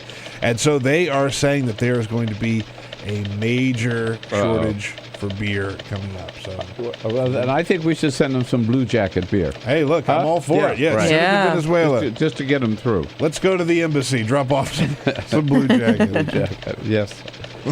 All right. Yeah, a lot of, after, over a year of questions about whatever happened to Malaysian Airlines Flight 370, what they call MH370. It looks like we're finally getting some clues with a big piece of debris that washed up on the Isle of Réunion last week. Keith Laing covers these issues and more for The Hill, a newspaper, thehill.com, and joins us on our newsline this morning. Hello, Keith. Good to have you with us. Thank you. Thanks for having me. How are you? Right. So what did we learn from, first of all, do we know that this piece of the debris that looked like part of a wing, do we know that that is from the plane? Has that been confirmed yet? No, it has not been confirmed. All we know for sure is that it has been identified as a Boeing 777 part, which is the type of plane that was being used for that flight that disappeared more than a year ago. But they know how many 777s are out there and where they are, don't they? I mean, can they narrow it down that way? They know how many 777s have been manufactured, but they haven't known where this one has been since March 8th of last year. Right, but what I mean is if they know where all the rest of them are, right? One would hope, but the Malaysian Airlines has said on Friday that it was premature to say definitively that this is part of the plane. The part was found by Australian officials, and Malaysia sent some of their own officials over to try to lock it down. Their transport minister said yesterday that all they can confirm so far is that it is a Boeing 77 part. It is the most promising lead thus far and this investigation has gone on for a year, but they're not willing to say definitively that it's the plane yet. Now, there was yet another piece of debris found over the weekend too. And any word on that? No, it's been the same thing. They're exercising caution because there have been some false leads before. There was some debris that was found around May last year in the Indian Ocean that raised hopes that it would be part of that missing plane, and it turned out to not be. So they're just exercising a lot of caution right now. Do they have any better idea of where? Let's assume this plane went down. Where this plane went down? No, the island where this piece of debris was found is outside of the area that had been searched. It is still in the Indian Ocean, but it's outside of the area they've been concentrating on for about the last 6 months. And do we still have any better idea or any clue as to what happened to this flight? Whether it was a malfunction or whether the pilot took it down deliberately, or? No, I haven't seen any. I haven't seen any new developments on that front. Maybe about 2 or 3 months into the investigation, Malaysian officials came out and said that it was safe to rule that. I think they used the phrase that the plane went down over the Indian Ocean. They didn't say what caused it to go down. They were just saying that, if you remember at the beginning of this, there was some speculation that the plane may have been landed safely somewhere and taken hostages and all that. They were ruling that type of thing out. But I haven't seen anything linking this to some sort of intentional crash or something of that sort. Will we ever know? It's possible we won't. It's this unbelievable. It maybe this piece of debris will provide all the answers, be the link to all the answers. But it's been a really long time, and it seemed before this was discovered that the case had gone cold. Yeah. Wow. Well, I mean, just the idea that in this day and age, a plane that big with that many people on it, with all the technology and communications, that we have today, that this could just disappear. Yeah. Really. Yeah. One of the things that came out of that accident is there was a revival in the talk of adding GPSs to planes so that you could better be able to track them. Why wouldn't there be? Yeah, and to me, it's pretty stunning to learn that they don't have them, right? I mean, my cell phone can tell you my iPhone everywhere I've been. Yeah, right. In the last couple of years, down to the block in Washington D.C., right, where I've been, and this plane could just freaking disappear. That's amazing. Well, so I saw someone speaking about this last night on the news over the weekend. Keith had said that so even if we get more debris, right, washes up, yeah, okay, it'll confirm that plane went down in the Indian Ocean, but we still won't know what caused it to go down unless they find the recorder or the black box. Is that your take on it? That's usually what provides that information in accident investigations, and I don't know that those boxes would be any good now after it's been 14 months. I don't know that they last that long. Yeah. Wow. With all that being down in that salt water all that time. Yeah, I know they're built to last a couple of months. I just don't know if it stretches over a year that they would. So you mentioned that they might make sure there's GPS on all of flights. Are they talking about, or have they made any other changes because of the plane? No, it's difficult to do because no one knows what caused it. Yeah, right. The GPS proposal was something that was discussed last year, and there's an international group called the International Air Transport Association, and they make recommendations that then the different countries' versions of the FAA will consider implementing, and they recommended adding more GPS tracking to the larger planes. But yeah, without knowing what caused it to go down, it's difficult to have some new regulations. So I'm thinking back to the German pilot down deliberately into the Alps a couple of months ago, I forget now, but I'm sure. What did we know? What did we learn about the pilot or the co-pilot of this plane? Were there any questions about problems, mental problems? Not that I can remember. There was nothing in the frenzy that developed after the German Wings incident, where people were going to look at his house and where he grew up and all that stuff. Well, I got to tell you, this is either. I bet there's already a great book and a great movie in the making here. Maybe that's all we'll ever get out of this. But no other answers or no other information. I'm still, until they find more of the plane, I'm still of the theory that it landed somewhere and they've been taken hostage. That's Putin is behind all Putin's this. behind it. That's my story, and I'm sticking to it. I don't know. Well, you stay on top of it, Keith, and we'll check in with you again. Thanks so much for joining us this morning. Thanks for having me. All right. It's The Hill, thehill.com. This is The Bill Press Show.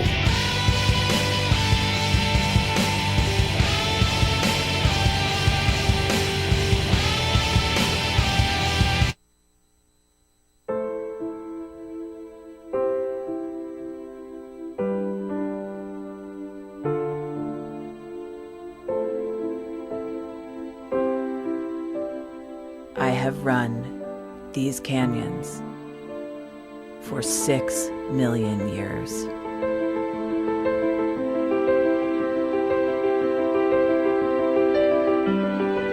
I have traveled from the Rocky Mountains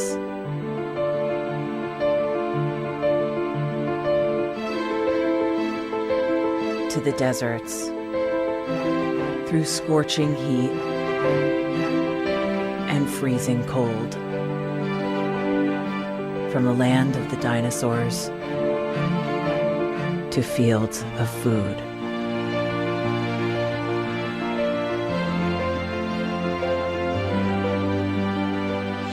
I lend my hand to 7 states, 2 countries, 9 national parks,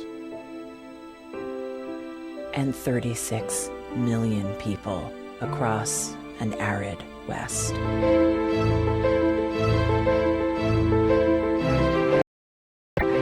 I am not the strongest or the largest, but I am the hardest working.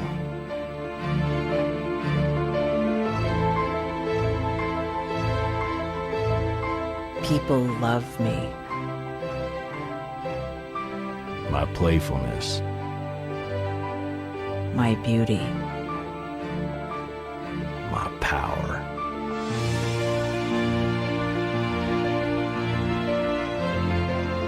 My life.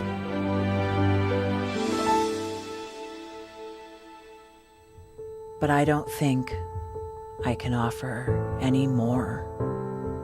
I am tired. I am tired, tapped, and tied. Of the hundreds of major rivers in the world, I am one of the few who no longer kisses the sea. Battles to harness my soul have been won and lost. Use me wisely, and I will sustain you. Use me like you have, and I will break. My name is Red. The Grand River Red. The American Nile. The Canyon Maker. I am the Colorado River. And I am the most endangered river in America.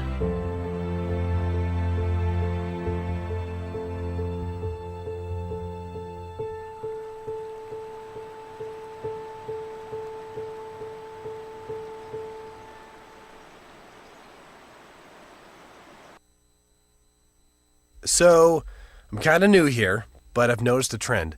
My human does this funny thing where she goes around and gets all my toys, and then she hides them in that basket by the door.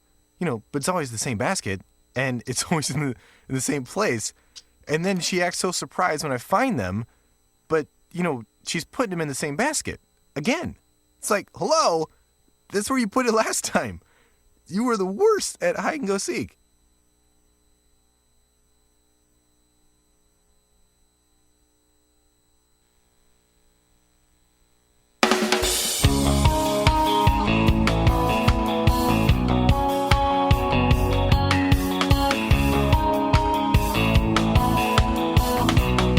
Seen on Free Speech TV and online on Talker TV. This is the Bill Press Show. Here we go, 25 minutes after the hour. We're going to talk to the Ohio Democratic Party at the half hour. Right now, just a kind of little follow-up on a story that we talked a lot about last week. I wrote my column about it last week. Hope those of you who follow us on Twitter certainly got a copy of the column. You can find it on our website at BillPressShow.com. About the killing by Walter James Palmer, that dentist from Minnesota, who shot and killed Cecil, the beloved lion of Zimbabwe. He has been identified by the officials of Zimbabwe as having illegally tracked down and killed Cecil, luring him out of the national park into an area where he shot him with a bow and arrow and then tracked them down for 40 hours. And then shot and killed him, beheaded the animal, skinned the animal, and left the rest of the carcass there to just rot in the sun. Now, Zimbabwe has identified a second American, a doctor outside of Pittsburgh, Dr. Jan Kazimir Seski, who is also now accused of shooting a different lion with a bow and arrow near that same national park, but outside the park on land where it was not allowed.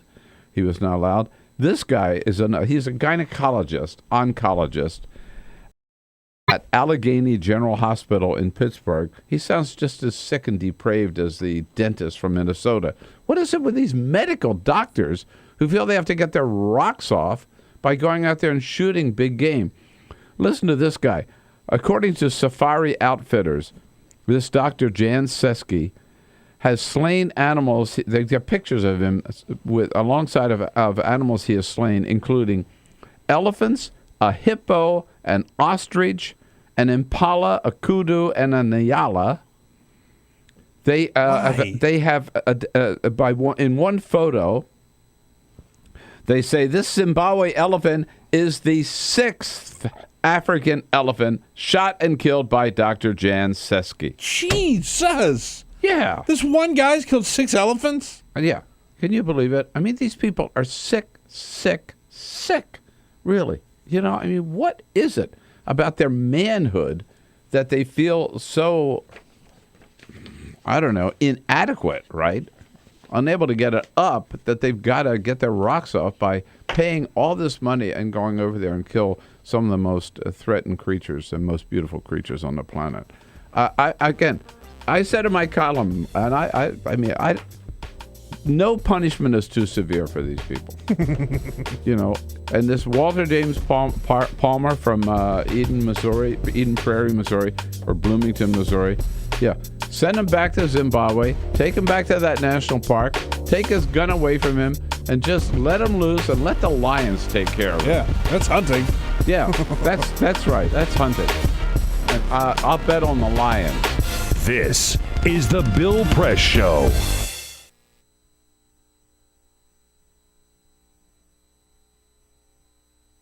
The average text takes your eyes off the road for nearly 5 seconds. At highway speeds, that's enough time to travel the length of a football field.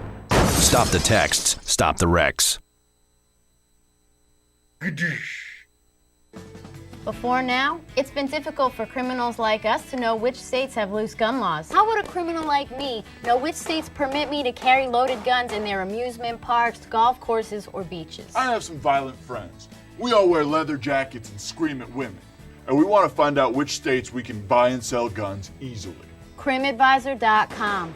That's the site to find out where it's easiest for felons and fugitives to buy, carry, and even traffic guns. That's why I love Arizona, where I can go see the beautiful Grand Canyon and carry a loaded gun without even having to get a background check. You would fail that background check. I'm sure of it. Now, what about a road trip? What states can I go to fill my trunk with guns and take it back home for my even more dangerous friends? Crime Advisor has a list for that. That's so unreasonable. Our traffickers' top 10. Nevada! What happens in Vegas may have to stay in Vegas, but your guns don't. Bring them over to California and sell them. The market up there is hungry. Hungry for guns. I understand that crimeadvisor.com will tell me which states really cater to us criminals and creeps, but what about the states where we're not so welcome? The ones that don't get us? I don't even like saying the name of these states, but California, Connecticut, Maryland, and New York all have laws to keep guns out of the hands of people like us. I want to shoot California so bad. Boo, California. Boo, go home. Wow. crimeadvisor.com has all this information? Sure does. crimeadvisor.com. Plan your perfect getaway. Oh, like TripAdvisor. Oh.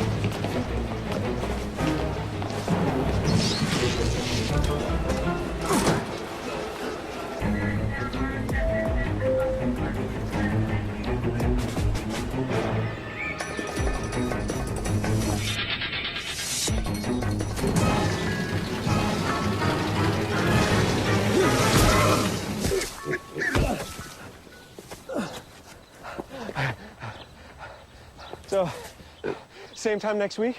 Well, of course. Put away a few bucks, feel like $1 million. For free tips to help you save, go to Feed the Pig.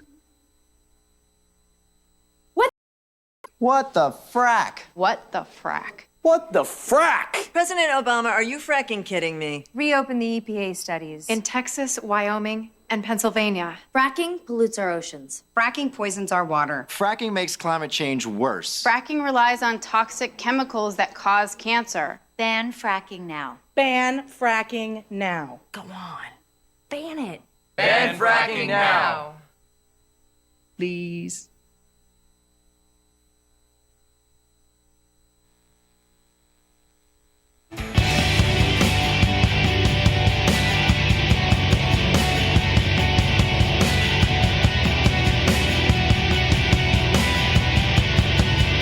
Hi, this is Bernie Sanders. I just want to congratulate Bill Press for 10 years of great radio.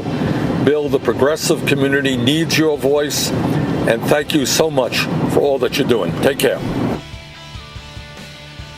All right, thank you, Bernie. 33 minutes after the hour. I happen to know that was taped in the rental Chevy that the Bernie was driving across Iowa. Oh, wow. Michael Briggs, his communications director, told me this is when he got Bernie to be able to tape that little Beautiful. message. So he was on the road. And we thank him for his congratulations on our 10th anniversary. 33 minutes after the hour now. We're coming to you live from Washington, D.C., our nation's capital, brought to you today by the United Steelworkers and their great, articulate, powerful international president, Leo Gerard. The United Steelworkers, North America's largest industrial union, representing over 1.2 million active and retired members. We salute them and thank them for their sponsorship of the program. Check out their good work at usw.org. And speaking of good work, most people don't know, in politics we talk about the candidates all the time, but, behind the candidates, the people that do great work across this country for the Democratic Party are the state Democratic chairs. I mean, they're the ones that recruit good candidates, support those candidates, get them elected, raise the money, do the voter registration, do the get out the vote effort to get people out to the polls. I happen to know because I am a former state chair of California, and we're proud to welcome to the program this morning the chair of the Ohio Democratic Party, David Pepper. Mr. Chairman, good morning. Thank you very much. Great to be on the show. Thank you. And all eyes on Ohio this week because of the big first Republican debate coming up on Thursday. But before we get there, all eyes on Ohio, too, because of your governor, John Kasich, the latest to jump in. What should we know about John Kasich, David? Don't believe the hype. There's a lot of, I think a lot of the press wants to have a more moderate Republican in the race, so they're making him into that. And he's done a couple things against the current Republican, mainstream thinking.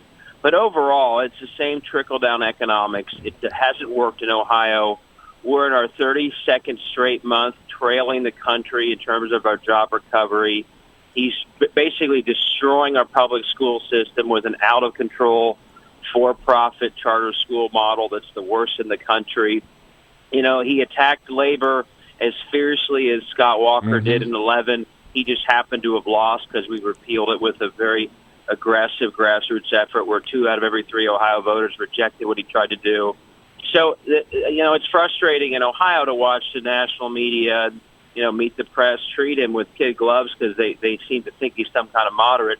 He hasn't been moderate. He's also his record's terrible. Ohio's economy is not doing very well. We got a lot of benefit from the national recovery through things like the auto rescue, which helped Ohio, things like that John Kasich opposed. But when it came to Ohio policies, it's been nothing but raiding school funds, raiding local government funds, regressive tax policies, big tax breaks for the well-off, tax increases on the lower end, and our economy has been rebounding very slowly compared to most countries because of it. So our hope is that the attention in Ohio and the attention on Kasich gives this party and Ohioans a chance to explain the real Ohio story, which is not nearly what John Kasich and his supporters would have you believe. Yeah, we don't know which one to blame you more for, John Boehner or John Kasich. I know. Well, the worst part is I'm from Cincinnati, so people always say, "Oh, you've got John Boehner." Actually, Boehner is from north of Cincinnati, but he's never in Ohio anyway, so you shouldn't blame any of it for him. He's rarely here, and obviously he's getting his hand somewhere else. It's certainly not in Ohio. Right. Now, so what are the plans for Thursday evening? There's going to be any counter debate or counter demonstration or? Yeah, we actually have a lot of. We have working with Center for American Progress. We have forums all over Ohio for the coming week on different policies. We'll feature different Democratic elected officials talking about different policies that Republicans have been putting into place that hurt Ohio families.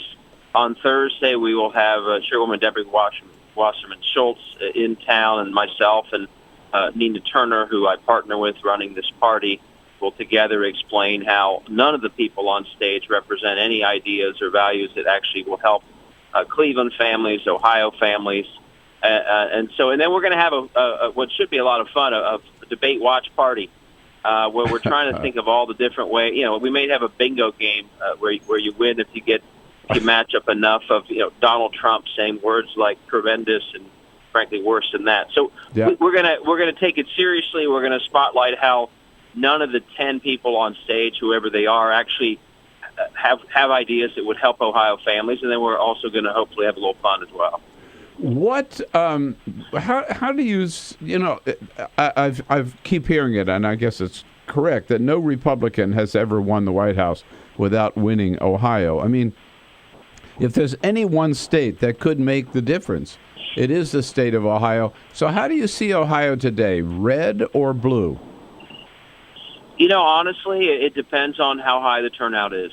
If the turnout's high, it's blue. Yeah, you saw with 8 and 12. I mean, 2008, 2012, Barack Obama, OFA energized a lot of voters, and we were a blue state at both. The president won, Sherrod Brown won pretty decisively through Ohio.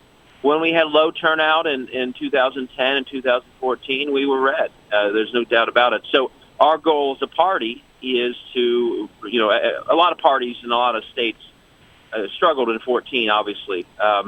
Our goal is to do everything we can to energize voters, to have a much clearer message, to be a party about public servants at all levels, starting with mayors. And as a former chair, you probably talked about all these same things. It starts at the local level. It starts with good mayors and county commissioners and state legislators. And so this year we're focused on making that the priority.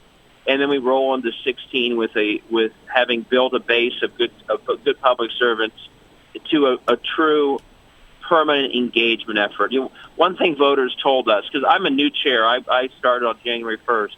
We did 100 days of town hall meetings all over the state. And voters, our Democratic voters, and we were asking, what happened last year? Why was turnout so low? What do you think we did wrong? It was really helpful and really informative. And a lot of our key parts of our coalition said, well, you only come to us with 2 months to go.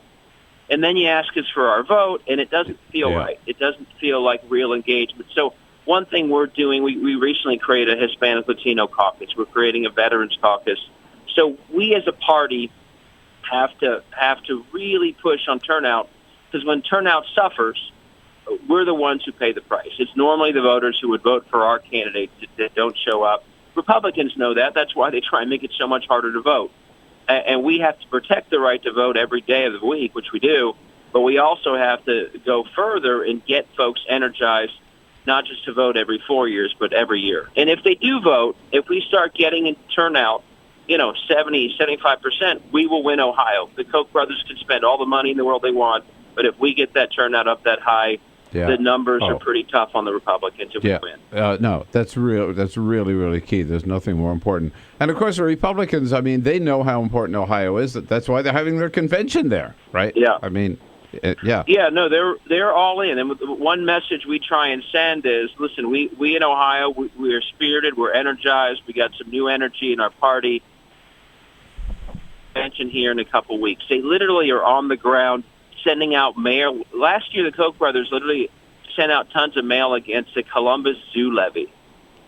They are mailing in the Columbus mayor's race. So they are here. The convention is here. The debate is here. And so one message we have to the country is, if you're a Democrat and you care about who wins in 16, we'll do everything we can, but we also need help from beyond Ohio, because right now we are taking on the entire National Republican Party. I think is still traumatized by that painful moment in 12, where obviously Ohio wasn't what. Well, they're doing everything they can to help them this time not be so traumatized. So they're here. They're here all the time. Here in big ways.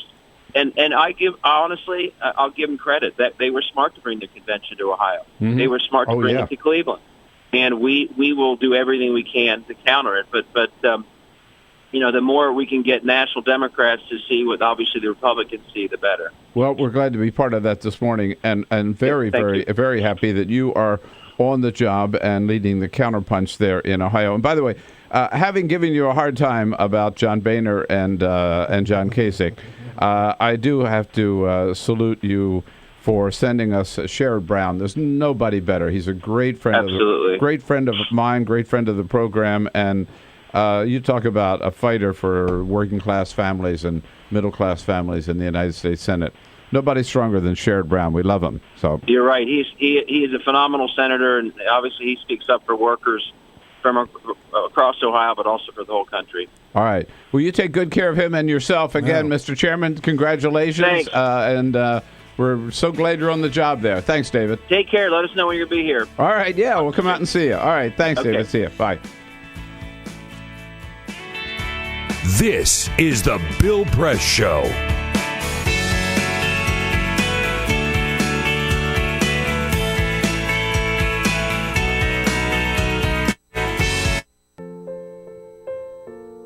This is why you took a second job. While you taught yourself how to fix the plumbing. while you'll do whatever it takes to keep your home. And that is why we want to help. We are making home affordable, a free government resource that can make paying the mortgage easier.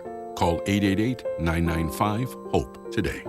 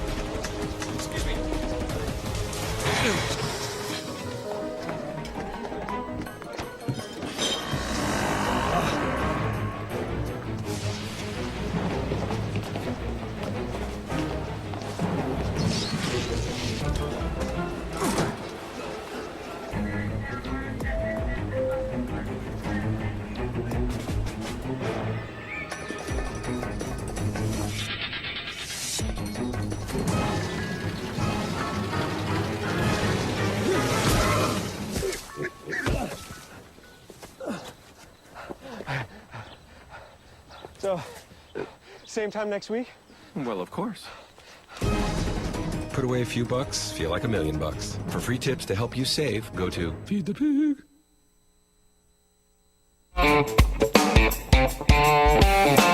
The most valuable morning radio show, according to The Nation magazine. This is The Bill Press Show. 13 minutes before the top of the hour here, The Bill Press Show. We'll go to the roll call and Jason Dick at the top of the next hour. Right now, the big political news of the day. Maureen Dowd from the New York Times is one who broke the story. New York Times reporting it yesterday that there may be a new entry into the Democratic nomination sweepstakes for 2016 other than Vice President Joe Biden. And as I said a little earlier in the program, I hate to say I told you so, but damn it, I did tell you so. I thought the better Bernie Sanders did, the more likely it was that Joe Biden might jump into the race. And, you know, I've talked about it here, and I've written a couple of columns encouraging the vice president to run because I think the more people, the merrier, number one, in the Democratic primary. A vigorous, hotly contested primary is great for the party. Really sharpens up the candidates. And look what happened in 2008 when everybody thought Hillary had it locked up. No question about it. Barack Obama jumps in and boom, he is the president of the United States today. So I love a lively primary. I think Joe would certainly make it a lot more lively even than it is today. And I love the fact, of course, encourage Bernie Sanders to run. I love the fact that Hillary is running, and Link Chafee and Jim Webb. But the other reason that I think it's important that Joe Biden run is he would make a great president of the United States. There's just no doubt about it. He was an outstanding United States Senator, great record, 36 years in the United States Senate, chairman of the Foreign Relations Committee, chairman of the Senate Judiciary Committee, two of the biggest jobs in the Senate Joe Biden held. He is still revered and beloved by members of both parties in the Senate because he knows how to get things done and has always been one who can work with both sides of the aisle in getting things done. He's Obama's go-to guy. He's proven that with Obama. Obama wasn't able to bring people together. It was Joe Biden. Every time they've had a tough job that needed doing, in the way a big challenge, who did Obama put in charge? Whether it was the stimulus, whether it was the auto bailout, whether it was gun safety, you name it. Joe Biden, right across the board. And the president, vice president, he has been, well, put it this way. He hasn't said no, hasn't said yes, but he hasn't said no. And his approach up until this point has been the same one that he expressed with George Stephanopoulos on This Week back in January, when Stephanopoulos asked him, hey, any chance you might run against Hillary? Yes, there's a chance. But I haven't made my mind up about that. We got a lot of work to do between now and then. There's plenty of time. Look, the person who is going to end Secretary Clinton is a really competent, capable person and a friend. The person who is going to be the next president of the United States is the one who's going to be able to articulate the clearest vision to the American people of where they're going to take the country. So Stephanopoulos followed up, of course, with, okay, when are you going to make up your mind? Well, I don't think you have to make up your mind until the summer. I think I think this is wide open on both sides. But look, right now my focus is getting implemented what the president talked about last night to nail down this recovery and get the middle class back in the game.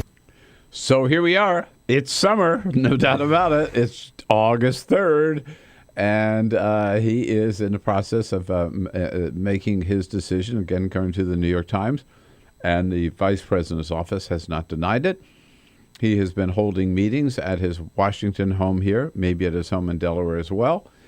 He's been making calls, particularly to people who have not yet locked in, big donors have not yet locked into Hillary, to some political operatives around the country. He is looking at the fact that, number one, Bernie Sanders is doing extraordinarily well, better than anybody expected, getting huge crowds and really winning people, proving, I guess, that Bernie's message of helping the middle class is what it's all about this year, and that has been Joe Biden's message all along as well, making the middle class, getting them back into the game, as he says. And he also sees some stumbles on Hillary Clinton's part, that there is an enthusiasm gap. She hasn't really turned people on, excited a lot of passion. She's tripped over the way she's handled the email. She tripped over the way she's handling the media. She's tripped over the fact that she hasn't been willing to take positions on some important questions like the trade deal or the minimum wage, not being precise about whether she'd support a $15 minimum wage. And so, the vice president sees an opportunity here. Whether or not he'll jump in, we don't know. And I guess the question to you is, should he? I think he absolutely should. Absolutely should. It's good. It'll be good for the party if he does. And it would be great for the nation if he were ever elected president of the United States. So yeah. It's a win-win. Exactly. Everybody who thinks that this is somehow anti-Hillary or... it's not anti-Hillary. It doesn't have to be anti-Hillary. I mean, the difference between our side and their side is I wouldn't take any one of those 17 for president of the United States. And some of them are just a total joke. Right. You look at the Democratic side, take the three that are really serious. Bernie, Joe, or Hillary, I'd take any one of them. All killer, no filler, as they used to say on the classic rock stations. I love that phrase. All killer, no filler. Any one of them would make a great president of the United States. And I guess the only hit you could say against Biden would be, oh my, if he's elected, that would be just like being a third term for Barack Obama. Okay, I can live with that. Yeah. If Barack Obama could run, he'd win a third term. So. All right. Speaking of the good president. We'll tell you what's on his schedule today when we come back. Go, Joe, go! This is the Bill Press Show.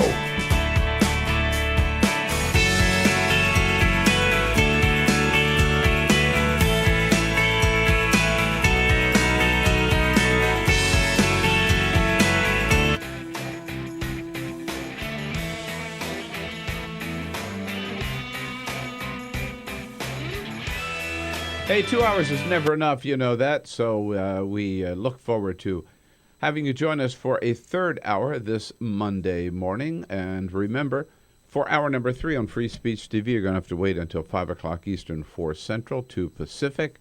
But you can catch us right away on our video stream. I encourage you to do so.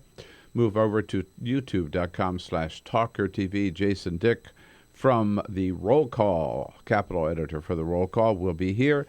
Plus, Colby Itkowitz from the Washington Post to talk the politics of the day. Lots of fun coming up in hour number 3. Stay with us.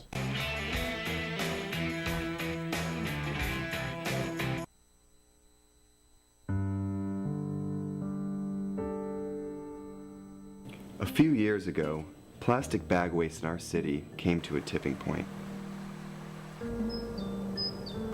It was clear we had a bag problem.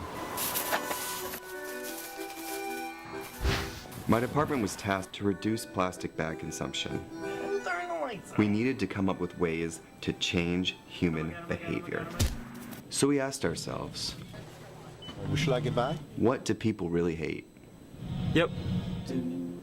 Getting punched in the stomach. Preliminary studies showed that the consequences weren't severe enough to warrant behavioral change. Actually, so we thought, what do people hate more than getting punched in the stomach? Kissing Helga. hey, big boy.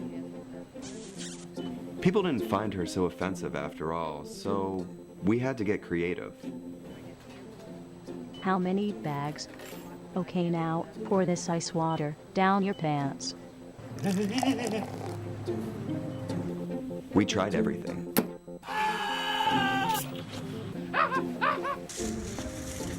Eat the threat. Defuse this bomb. Even fighting your clone. After blowing through millions of dollars of government funds on research, I came up with a brilliant idea. Why don't we just charge 5 cents per bag? That's a stupid idea. Would you like a bag? Yes. 5 cents a bag. 5 cents? 5 cents? Do I still have the option of getting punched? Honestly, I don't know how everyone else missed it. Why don't you just get a reusable bag?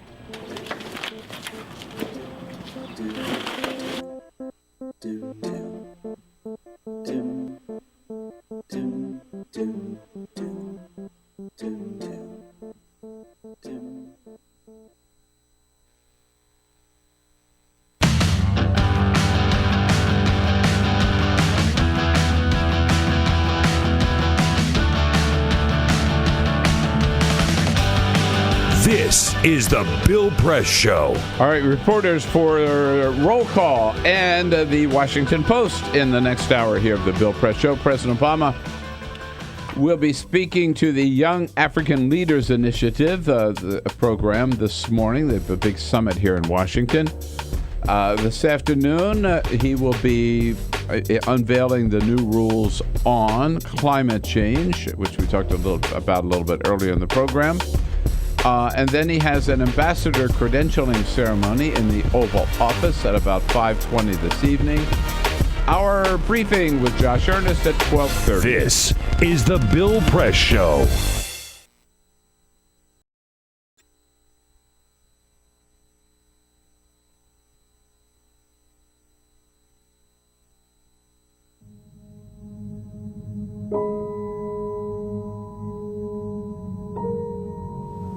The hardest moments for me is when I'm laying awake in the middle of the night and I'm thinking about all the times I made a pitcher of Kool-Aid with the water, or I boiled a pot of corn or potatoes with the water. Those thoughts just stick with me in the middle of the night, and I feel horrible as a mom that I didn't know that something was wrong, but how could I have known? There's no way I would have known. The spill at Dan River happened when a drainage pipe that ran underneath an ash basin and dam collapsed, sucking out 6 decades of waste and spewing gunk directly into the river.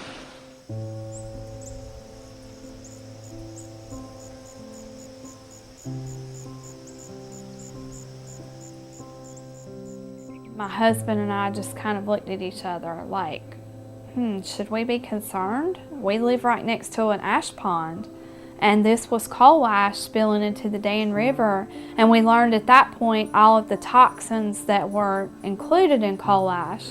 A situation like Dan River, where there was a catastrophic disaster, gets people's attention, but the fact is that these coal ash pits have been leaking and poisoning people's groundwater and the state's surface waters for decades. Coal ash is the residue left behind after coal is burned in a coal-fired power plant. A large coal-fired power plant can burn 10 million tons of coal a year. When the organic matter in the coal is burned away, what's left behind are these trace minerals, things like arsenic, lead, mercury, selenium, and chromium. And these are highly concentrated. The coal ash can have concentrations of these contaminants that are 10 to 100 times greater than the level in the coals themselves. Coal ash pond number 1 is right behind my house, literally pretty much in my backyard. We were approached by a neighbor who was wanting to have their well tested, and we decided that maybe we should have ours tested as well. They found hexavalent chromium at 4.5 parts per billion. So in talking to the residents, we have discovered anecdotal evidence of an extraordinary number of cancers for this fairly small community. Some of us in the community got together. We started kind of talking about all the cancer that we've seen in some of our family friends in this community. I think we had somewhere in the neighborhood of around 70 names. So we had some help from our river keepers putting a map together, and it was a little shocking to see it. You know, I still have a hard time looking at it. Technically, EPA has not regulated coal ash as a hazardous waste, but it is undeniable that coal ash contains many, many hazardous substances that are hazardous, in fact, to people and the environment. And the only reason they have not been regulated as such is because of intense lobbying efforts by the coal industry and its allies.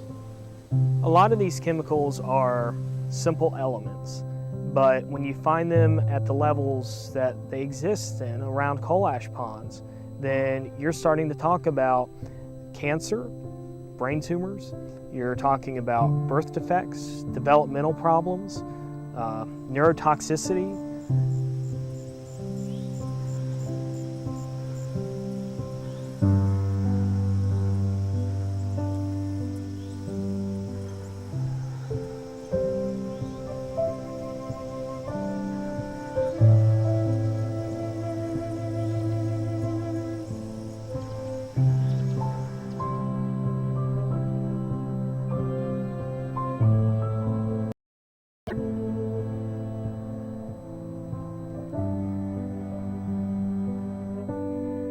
We began to look at legal options, cases that we could bring in court to protect communities and their citizens from these toxic leaking time bombs.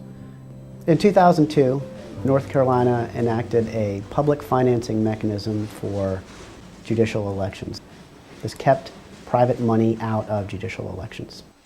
The repeal of the public financing program in judicial elections in North Carolina creates a dangerous precedent for all, and it gives corporate polluters and other special interests the opportunity to elect the judges that they want. And this is important for us all.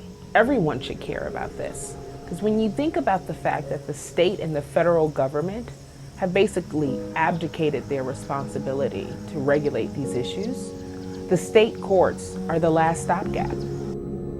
I think this is no longer a problem that's going to go under the radar. It has been exposed, and I am confident that we will ultimately, with the facts, win out and ensure that we have protected waterways. And so this is something that we all should care about. If we're worried about the water we drink and the air we breathe, we have to be concerned about money in judicial elections.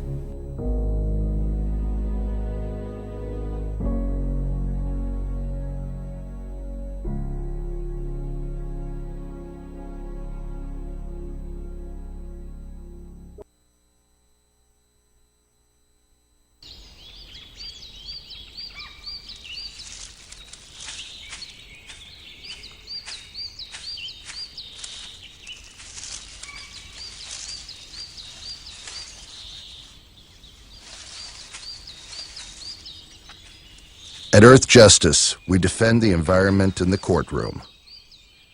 Join our fight. When you take a seat, you take a stand. Earth Justice, because the Earth needs a good lawyer. The average text takes your eyes off the road for nearly 5 seconds. At highway speeds, that's enough time to travel the length of a football field. Stop the texts, stop the wrecks.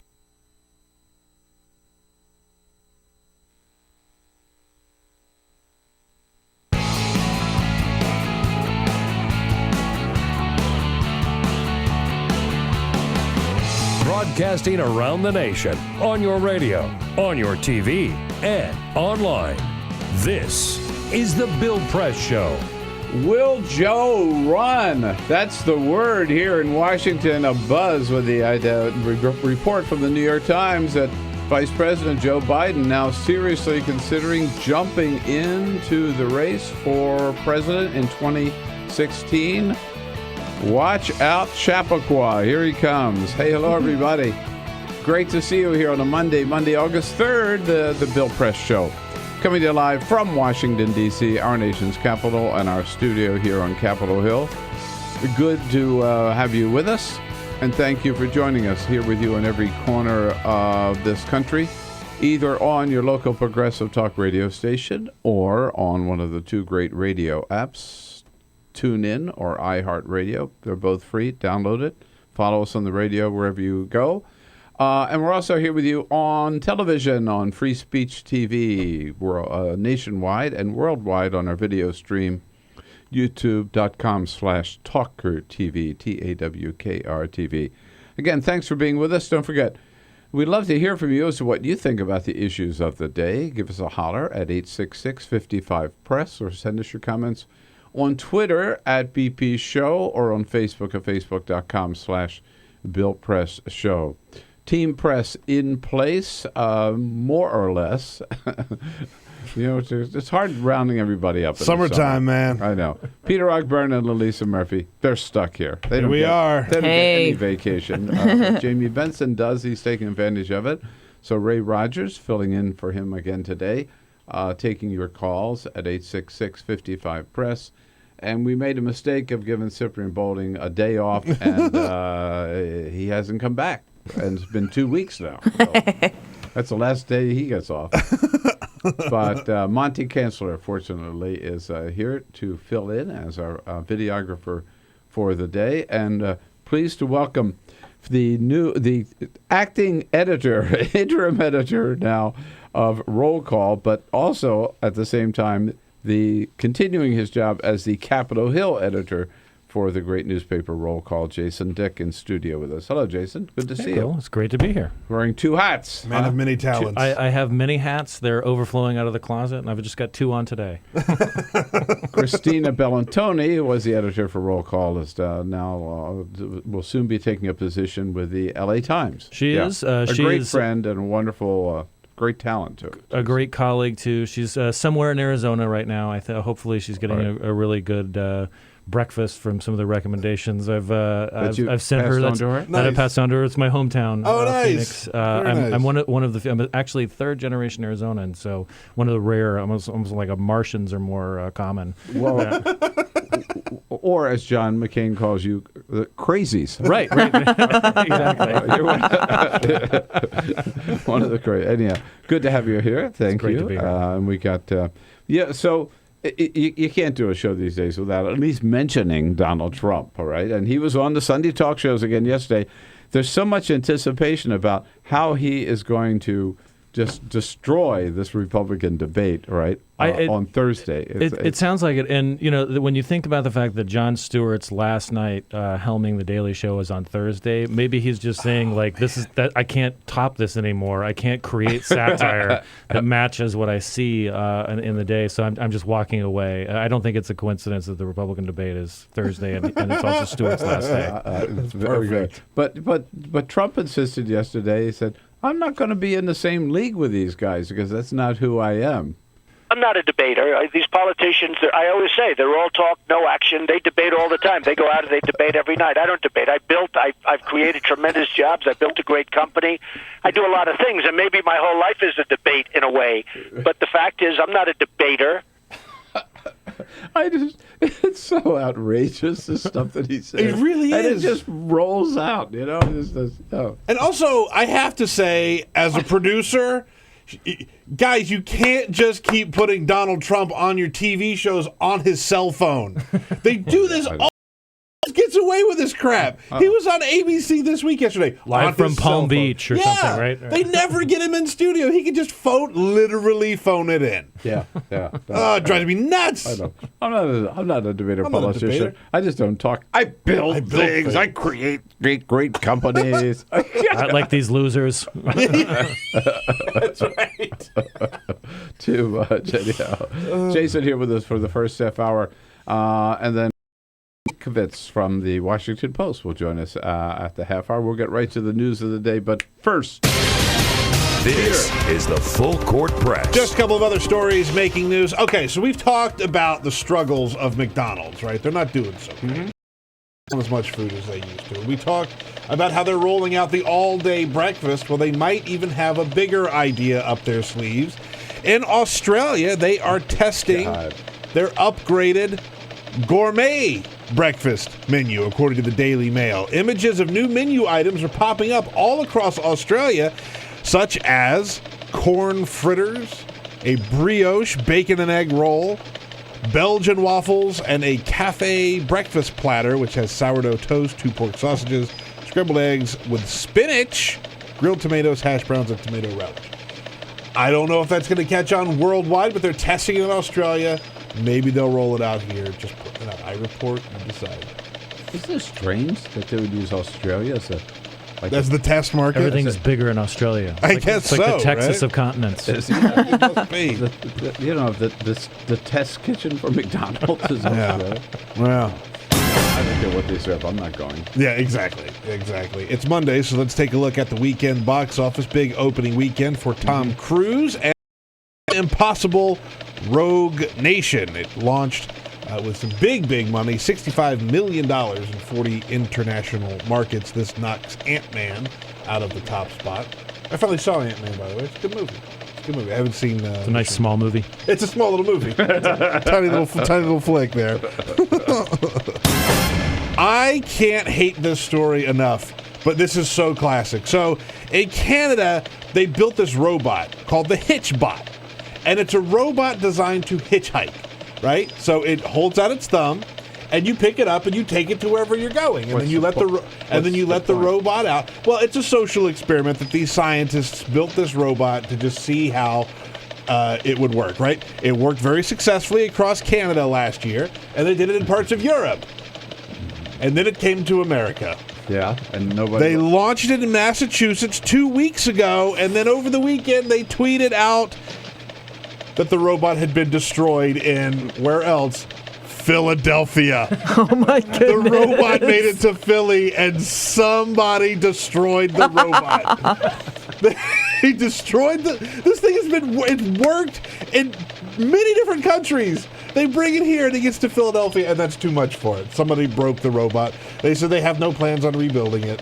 Did the people in Philly think that it was starting for the Eagles? Yeah, right. Yeah, they were just throwing batteries at this little robot and heckling it. So, sorry, Philadelphia, you ruined something that was good and pure again. This whole story is stupid to Well, me. it's an egg. Why pick up a robot? I mean, if you pick up a hitchhiker today, which most people will not do, it's at least so you'd maybe have some company. You could talk to somebody, maybe a long car ride, and a robot. It's a cool little thing, right? Like, let's see how far we can get this robot. I think it's interesting. A little social experiment. I'm on board. If it would have made it to Virginia, they would have used it just for the HOV lands. yeah, right. Think of it that way. Now think of it that way. Think ahead there. Yes, that makes I like that. All right, 14 minutes after the hour. You know, what do you do when you're a Capitol Hill editor for Roll Call, a very serious newspaper in a very serious town? You write very serious stories about very serious issues. Unless your name is Jason Dick. Then no, but among the not so serious of the stories, although serious for a lot of people that you've covered recently, is about there's a big change in the catering or the food business serving the House, not the Senate yet, but the House, right? Correct. Who's in, who's out? So in the House and Senate each have different contracts for who operates the cafeterias, the restaurants in the Capitol, and even the carryouts in the office buildings. And the group that whose contract is expiring and they've not been asked to renew is called Restaurant Associates. They also are the Senate providers. But in the House, Restaurant Associates is out, and another distributor, Sodexo, is coming in. Anyone who's been to college in the last 5 or 10 years knows Sodexo. Yeah. Sodexo very well. They like to provide such gourmet treats as Subway and Dunkin' Donuts and things like that to college students. And now they are making their inroads to Capitol Hill. So with this, change of scenery, change of taste, change of food distribution in the House, I hatched this. Ill-advised is the only way to think of it, idea to try every single Restaurant Associate operated food establishment just to see what people would be missing. And there are 10 different establishments in the House office buildings? In the House office buildings, and then also in the Capitol building itself, there are 2. And where, in the visitor center? Actually, no. We stayed out of the visitor center. The 2 in the House side of the Capitol are the Capitol Carryout, which is in the basement, and it's sort of a grill, and then there's the House restaurant, which members can members go only, to. right? Correct. Yeah, right. So, and then the others are scattered throughout the House building, House office buildings. So you went to every one of them? We went to every one of them. I had to enlist because I did not have the strength to do it myself. I enlisted the help of our Heard on the Hill columnist and dining critic Warren Rojas. Oh, nice. To help me, to guide me, to be my Virgil. So were they thrown out because the food was so bad? I mean, the chief administrative officer of the House and the House Administration Committee, they're the ones who approve and monitor and have oversight of these contracts. It is easy to make fun of institutional food providers in general.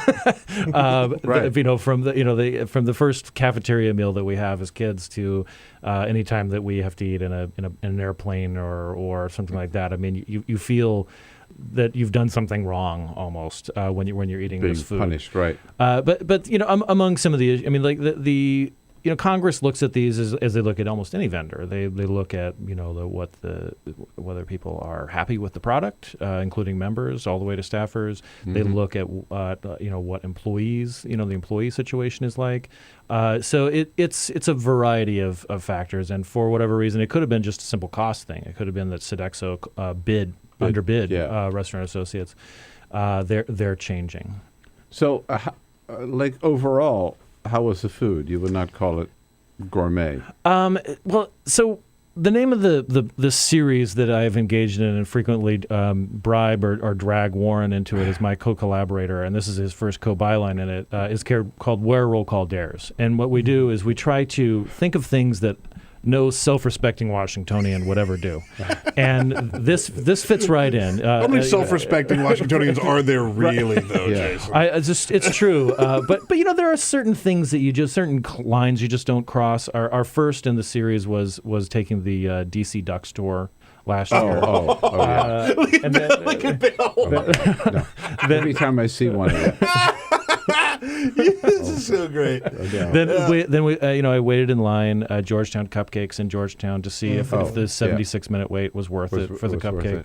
Earlier this year, we went to the DEA Museum in Crystal City. That was a great piece. Just to see what the country's drug warriors, how they want to present themselves in their history, and this seemed to be right up our alley. That we would no one with with an actual gastrointestinal system that functioned would really want to do this, but we decided there is some merit into this. And in all seriousness, I mean, the legislative branch of the United States employs 27,000 people, and at any given time there are 5,000 to 6,000 staffers running through getting lunch on a daily basis. Yeah, and that doesn't include tourists. If you go, depending on what cafeteria you go to, you're going to run into a member of Congress. We ran into several. Paul Ryan did not go for the cookie bar when we noticed him in the Longworth Cafe. He walked right past it. Yeah, and as befit his fit physique. He knew he was being watched. Is it time to do some P90X or right? I don't think he has a cheat day. Right. But without everybody probably has been to at least one of these in staff, and sometimes you just get trapped, right? And you just need a sandwich, and in order, so you're going to pass out from low blood sugar or something. Mm-hmm. And so we just wanted to speak to the people who read us the most, people on Capitol Hill, people who work in the Capitol, people who are interested, who have business there, and just see if they would sort of connect with this. And what we found was basically it ranged from horrifying to not bad.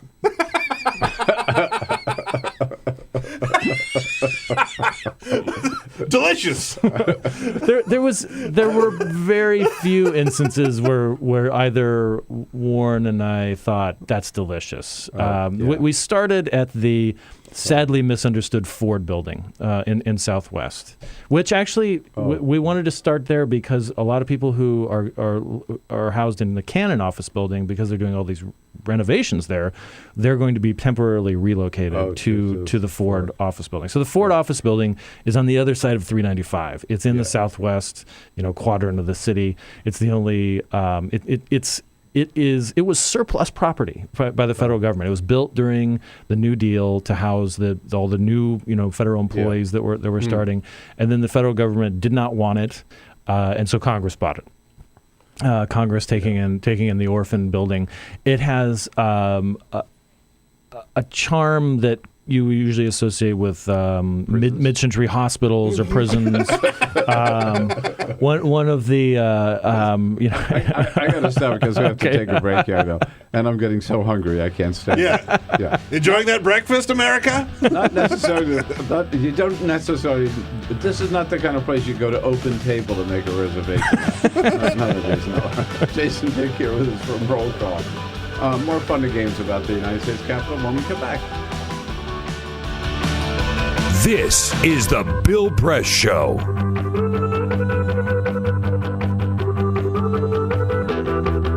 This is my computer. This is your computer. Let's go on the internet. Let's go. Click it. Yes. Okay. I cursor in between the R and the E.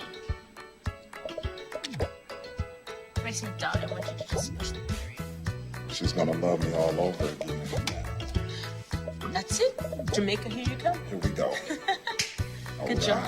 Thank you. Thank you. And I did it by myself. Feel smarter. So, I'm kind of new here, but I've noticed a trend. My human does this funny thing where she goes around and gets all my toys, and then she hides them in that basket by the door. But it's always the same basket, and it's always in the same place. And then she acts so surprised when I find them, but, she's putting them in the same basket. Again. It's like, hello? That's where you put it last time. You were the worst at hide and go seek.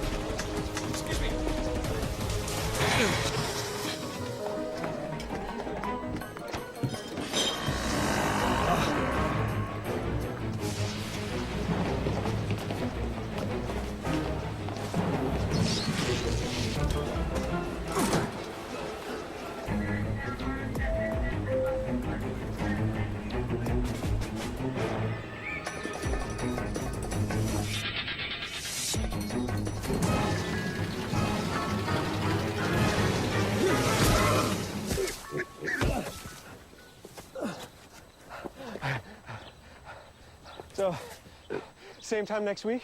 Well, of course. Put away a few bucks, feel like $1 million. For free tips to help you save, go to Feed the Pig.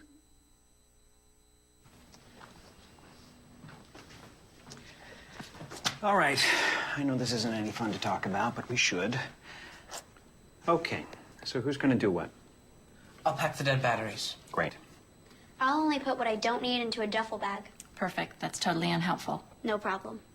Meanwhile, I will try to comfort everyone by speaking in a calm voice. And I'll try to get the generator going without any gas. Oh, let's not forget the cell phones, which probably won't work. Right. And who is going to handle supplies? I can forget to do a list for us. Thanks, pal. Well, I think we couldn't be any less prepared. I'm proud of you guys. Talk to your kids about who to call, where to meet, what to pack. Visit ready.gov/kids for tips and information. Hey, thanks for stopping by. You know, I followed your character since the first episode. I'm a big fan. Big fan. Thank you. And listen, your storyline, it makes for incredible TV drama. Thing is, your drug use is very adult content. Too adult for the kids. So I'm gonna have to block you. Oh, man. Yeah.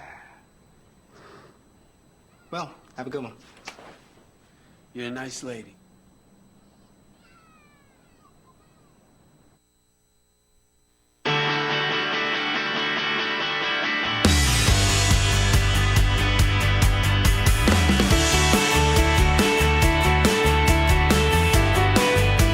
This is the Bill Press Show. Here we are, 27 minutes after the hour. Jason Dick here with us from Roll Call. And Jason, as excited as I am to hear more about the eateries in the House office buildings, I have to move on because Friday you filed a story. We've been talking a lot about the dentist from Minnesota. Now there's another doctor from Pennsylvania, apparently, in trouble with Zimbabwe authorities for illegally killing a lion. You filed a story Friday about a member of Congress who belongs to this club? Correct. There is actually a former member of Congress now. His name is Paul Brown. He's a Republican from Georgia. He left Congress in January. He lost. He was running for Senate last year, lost in a crowded primary to the seat that went to David Perdue. But Paul Brown, big hunter, and we do a series in Roll Call called Office Space, in which we go to sort of profile the office of the. Real quickly, right. And you know, he talked about all of his big game trophies, including a lion that he had killed in Zimbabwe, and then talked about the fact that it didn't. I mean, he eats all of everything that he hunts, and that he didn't particularly care for the taste of the lion. Ugh. What a skunk. So bad, man. Hey, this is so much fun. Come back and see us again soon. Will do. And check him out at rollcall.com. This is the Bill Press Show.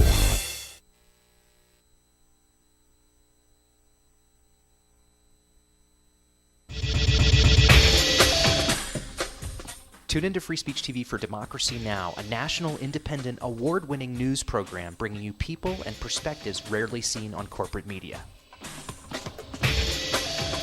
Grunt work. Love it, hate it, useful, not useful. Necessary. Our social entrepreneurs are people who have been on the front lines of social change. I've learned so much from talking with them. This is Cafe Impact, and I'm Jonathan Lewis. I will say that I think is a challenge for anyone, especially the new workforce as they come in, is the ability to accept grunt work with grace. The most boring, awful details are the most important elements of doing this work. From the way you save names in your Rolodex to the way you bank and you deposit checks. The truth is, this work isn't glamorous, it's rewarding. You don't go into this for the glamour, you go into it for the impact. And so it takes that determination to do the scut work to actually get anywhere. It can be really challenging in a first job for someone who's coming out of finishing school to have the enthusiasm that they do to make the type of social impact that they've dreamed of. And now they're here in this first job, and all of a sudden they're shouldered with all this grunt work. And they don't understand, and they don't get it, and they're resentful. Talk more about the power of answering phones. Sure, I did that myself, took out the trash, cleaned offices when I had to, and it's all good. There's power in being a good team player and in being somebody who sometimes has to support other people's leadership before you get to have your own moment in the sun. Is it hard to wait? It is absolutely hard to wait, especially if you're an alpha female like I am. I think grunt work can help a new employee build trust internally and teach them the nuances of how an organization is run so that they can have a real good sense of what HR is doing, what finance is doing, what all the other departments are, and that actually makes them a better employee in the long run. So in my role on a daily basis, I literally can be looking at a new venture in software. We could be looking at a microfinance deal. I could be making coffee, taking out the trash, and riding a tractor on any given day. Have you found people who thought it was demeaning that they were given this job, work in the front office and make the coffee when they graduated with all A's from this great university? And, people like that just don't last very long in our world. If your approach to life is that, you're so smart and you're such a fabulous entrepreneur that you can't understand why people aren't giving you opportunities, it's really hard to advance.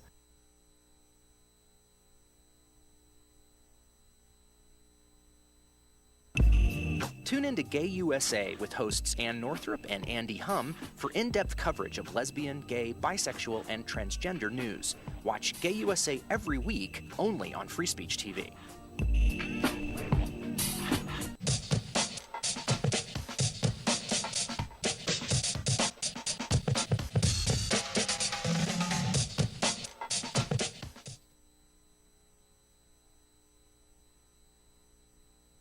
What the frack? What the frack? What the frack? President Obama, are you fracking kidding me? Reopen the EPA studies. In Texas, Wyoming, and Pennsylvania. Fracking pollutes our oceans. Fracking poisons our water. Fracking makes climate change worse. Fracking relies on toxic chemicals that cause cancer. Ban fracking now. Ban fracking now. Go on.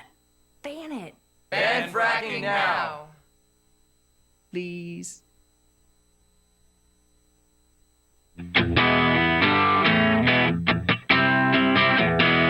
The most valuable morning radio show, according to The Nation magazine. This is The Bill Press Show. 33 minutes after the hour, if The Nation says it's got to be right? It's The Bill Press Show, Monday, August 3rd. So good to see you today. Thank you for joining us. Good to have you with us. We're coming to you live from Washington, D.C., our nation's capital. Booming out to you on your local progressive talk radio station nationwide and on Free Speech TV nationwide. And we're brought to you today by the American Federation of Government Employees, those good men and women of the AFGE under President J. David Cox, who keep the government, all the different government agencies working day in and day out, doing great work. We depend on them. Thank them for their good work and their sponsorship of the program, and you can find out more about their good work at afge.org. Both sides of the contest for 2016 getting more interesting this week with a big policy forum for Republicans up in Manchester, New Hampshire this evening. I will be there. The first Republican debate on Thursday in Cleveland, Ohio, and word from the New York Times over the weekend that Vice President Joe Biden sees how well Bernie Sanders is doing on the Democratic side and says, maybe I'll jump in too. This provides for Colby Itkowitz from the Washington Post, national political reporter, so much so that she joins us in studio this morning to talk about it all. Hi, Colby. Nice to see you. Good morning. Thanks for having me. The latest headline I saw from your story is that Democrats, they've got particular plans for August. Normally this is just the dead time, right? Right. Well, Nancy Pelosi went off to Italy as soon as they adjourned on Thursday. Her and a few Democrats went on their first CODEL. So you're right. Most of it's usually traveling abroad or just be as far away from Washington as possible. But Democrats understand that in 2014 they had a messaging problem. They didn't, and they had the same problem in 2010. They didn't know how to sell their policies. They make everything so complicated. And Republicans are pretty simple. They take one line and they just say it over and over and over again until it becomes true. So Democrats put out a playbook for August and said, we need to talk more like Republicans. Here is a fork. There's no more to say about this fork except for the fact that it is a fork. And they went on to say, if we were explaining the fork, we'd say, do we need forks? Let's have a 42 point plan for forks. It's unnecessary. So here's the fork. Here's the fork, right. And what is the one issue or the one message then for August for Democrats? Yeah, so I mean, they because they're Democrats, they had a whole list of issues. Immigration reform was one of them, but to try and simplify it, don't be angry. Don't try and vilify the Republicans over their position. Just present yours. One that I thought was really interesting, though, was they said, let's not focus on let's focus on employment and jobs. They polled and they found that income inequality doesn't resonate as much with moderate independent voters as much as just talking about academic growth, which is counter to what we're seeing, obviously, with the Bernie Sanders movement. Right. No, he is talking about it. And also I'm thinking back to the President Obama in his State of the Union did not use the phrase income inequality. Right.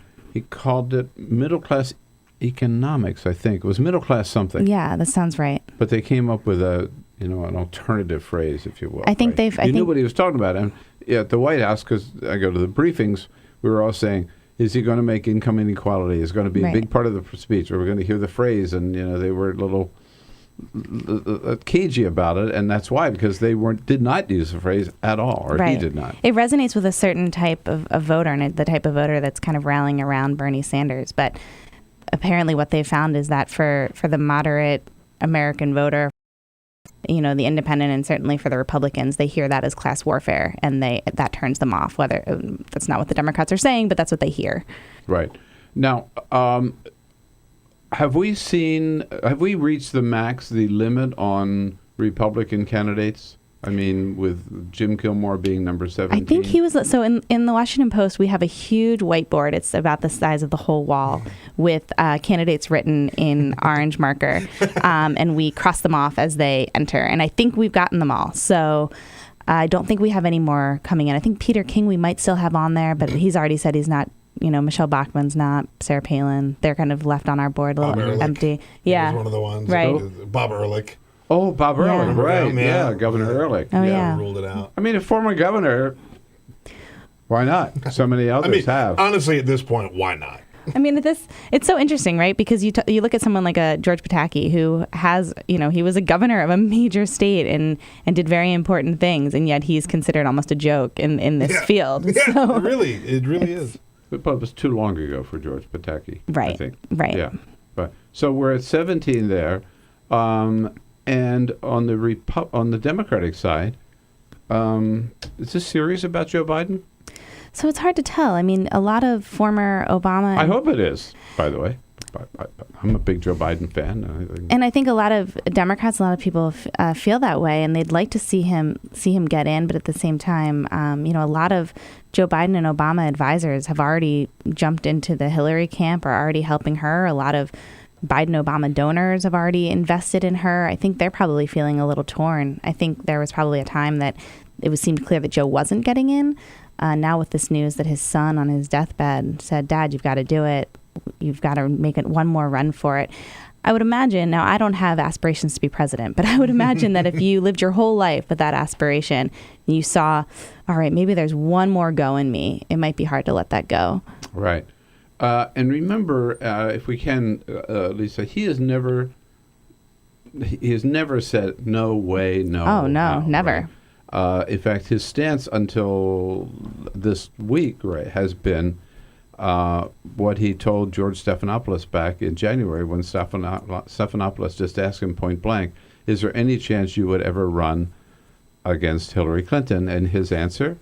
Yes, there's a chance. Right. But I haven't made my mind up about that. We got a lot of work to do between now and then. There's plenty of time. Look, the person who is going to end Secretary Clinton is a really competent, capable person and a friend. The person who is going to be the next president of the United States is the one who's going to be able to articulate the clearest vision to the American people of where they're going to take the country. Yeah. And he said in the same interview that he wouldn't make a decision until this summer. Well, we are here. It is the summer. And, she has presented herself to be way more vulnerable than anyone expected this summer, too. I mean, no one expected Bernie Sanders to rally the type of enthusiasm that he has, the type of crowds that he's gotten. And then with all of this email situation and the caginess, it brings up all these old feelings of distrust about the Clintons, all these feelings of, they're a little secretive, they're a little guarded. And there is room there, I think, for Joe Biden to kind of swoop in and fill that space. Because for all that Joe Biden is, people do feel like they can trust him. He feels like he's your Uncle Joe. He's warm. He's laughable. She doesn't have any of those characteristics. Mm-hmm. Yeah, and the other thing is not just these issues. There have been little roadblocks or stumbling blocks maybe, but the way the campaign has handled them, I mean, I think there's little substance to the whole email flap. Right. It was just badly handled, right? And the excuse, well, I had to have my own private server, right? I had to not use the government server because who wants to carry around two phones? Well, most people working in America. Yeah, it's true. I'm not sure everybody does, but everybody in official Washington does. I mean, members of Congress have two phones, right? They got their. I know because I hang out with them. They got their BlackBerry, and then they have their personal phone. And members of at the White House have the same thing. I think about this with politicians a lot. Big deal. Saying you're sorry or admitting fault is very difficult in this town. Imagine how much would we have moved past it if she had just come out right away and said, "That was a bad call. I shouldn't have done that. I'm sorry." I don't know if the Republicans would have moved past it, but at least they would not have. But it would have. I think everybody else would. I think everybody else would have, and the media would have too, right? For the most part. But we're talking about. I have said here, and I just want to. I want to quote myself here. Because my point has been for a long time that the better Bernie Sanders does, the more likely it is that Joe Biden would run for president. Run for president. Yeah. And I think we're seeing that play out because, I mean, he looks and says, whoa, with basically the same message, the Joe Biden message has always been fighting for the middle class, right? Fighting for working families, right? For the minimum wage and all that. Getting the middle class back in the game. That's what Bernie's talking about. And look at the response he's getting. Yeah. Right. I mean, he's got to see an opening. Yeah. And see, like, this might be my last chance. Yeah. And then puts Barack Obama in a hot spot. Oh, that's got to be. I mean, he's already almost pretty much endorsed Hillary Clinton at this. Yeah, he has her in for lunch all the time, right. And they're talking about right. He's always kind of joking about her being president, so that would be very difficult, I think, for the president. I would imagine he'd have to back off a little bit. You wonder what those private lunch conversations are between him and Vice President Biden, what he's advising him to do behind the scenes. Yeah, I mean, the first thought I had when I saw this story from Maureen Dowder of the weekend was that those lunches that that they've discussed it, the president and the vice president at their private lunch, because first of all, Joe wouldn't do it without getting his advice, but right.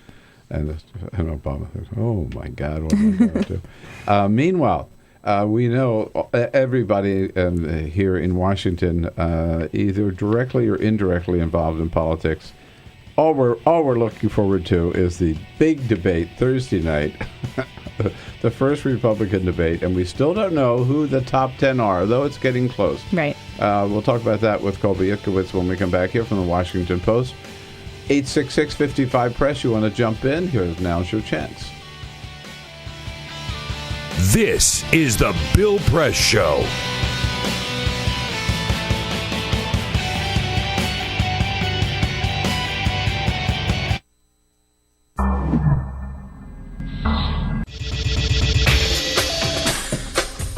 Tune into Free Speech TV for Democracy Now!, a national, independent, award-winning news program bringing you people and perspectives rarely seen on corporate media. I'm the retired bishop with the Episcopal Church as the bishop for all chaplains in federal service. I read that there was a group of people that represented a sense of injustice that I had. We'd lost Zuccotti. I mean, there was a kind of a hope that maybe Trinity Church would be gracious and give refuge. We picked this day where we would gather and demonstrate that Trinity was closing its ears to what was happening. We marched around the block, and I realized that, my goodness, they're carrying a ladder. And I thought, well, this is the moment.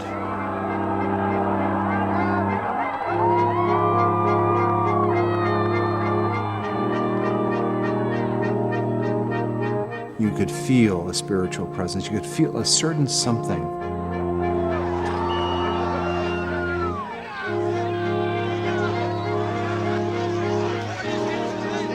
And then the cops came in. It got brutal. Yeah, I'm with you right here. Robin, I'm here. The church needed, in this moment in history, to stand alongside of these protesters. The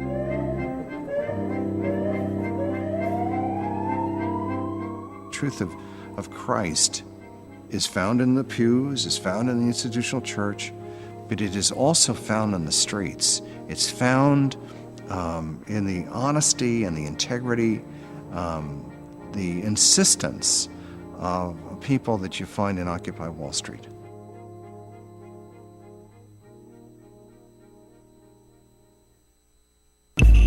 Tune in to Gay USA with hosts Ann Northrup and Andy Hum for in-depth coverage of lesbian, gay, bisexual, and transgender news. Watch Gay USA every week, only on Free Speech TV.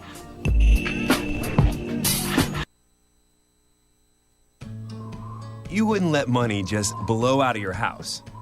So when your AC or heater is on, make sure the doors, windows, and fireplace flue are shut tight. If you're headed out, turn down the AC or lower the heat by 10 degrees. And always keep your water heater set at 120. A little bit of common sense goes a long way. Get more great tips at energysaver.gov.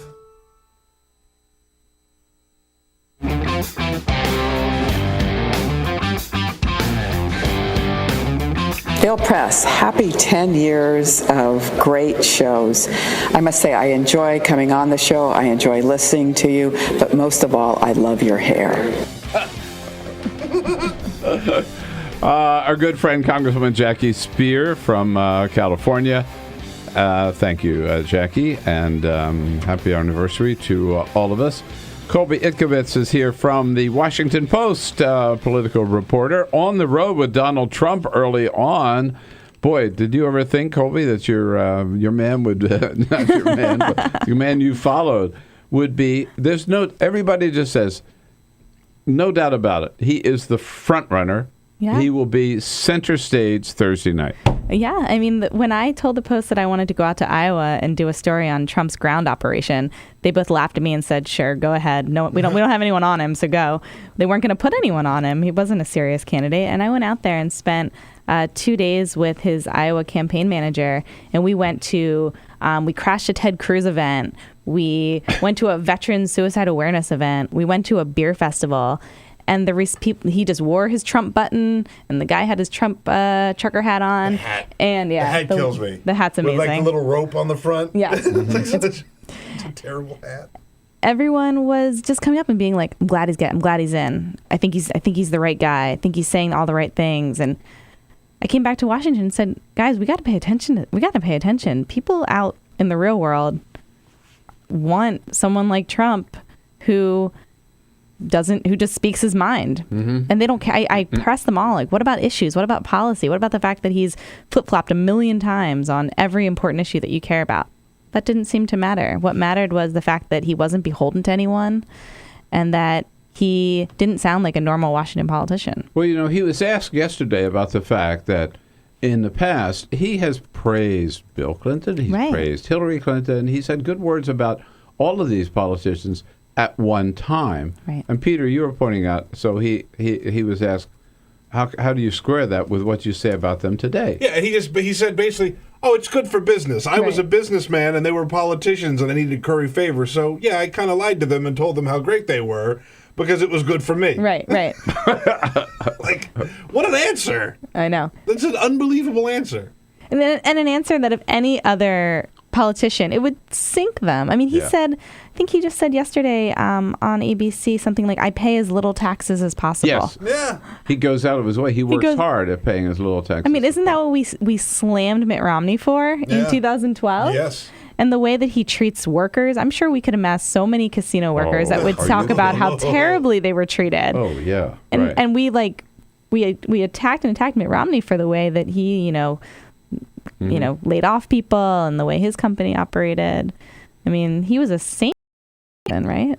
All right. So you're a Republican candidate, one of the other Republican candidates, one of the other 9 Republicans on stage Thursday night. How do you handle Donald Trump? I bet if this was a couple weeks ago, it would have been ignore, and now I bet it's engage, and engage because he is resonating. And if he attacks you, you get to rebut. And so now you've got more face time, you've got more television time. But also it shows that you're strong and that you can stand up to bullies, right? Because that's what he is in this race. He's the big bully. And if you cower from the bully, then you don't look strong. And you don't. It's a fine line to do that and still look presidential, though, right? And to kind of come up against Donald Trump but look like the bigger man.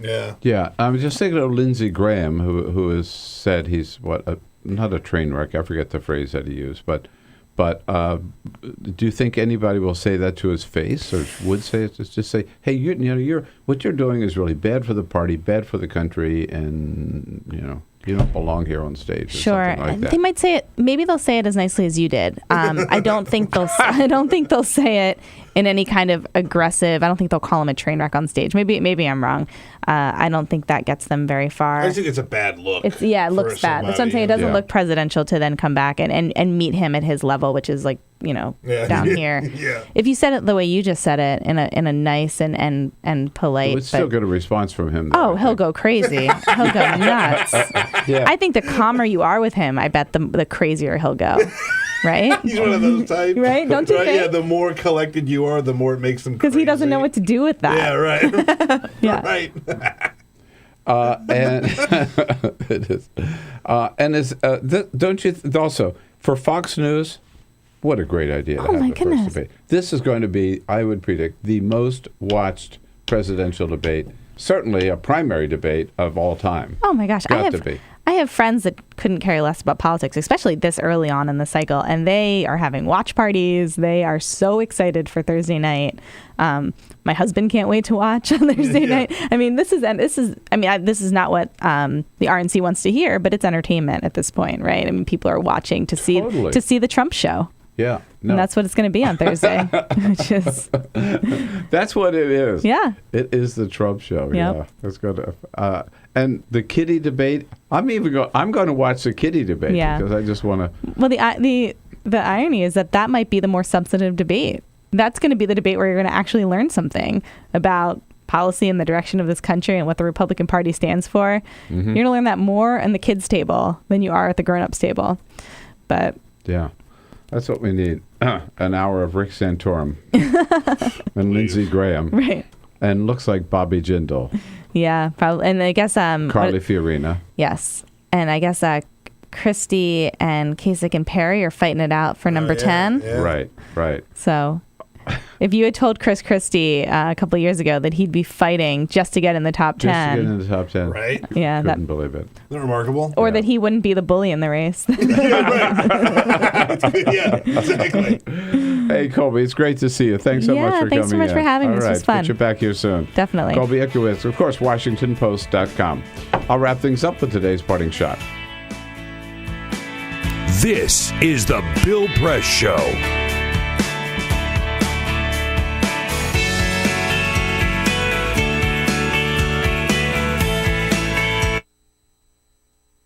It is possible to read the history of this country as one long struggle to extend the liberties established in our Constitution to everyone in America.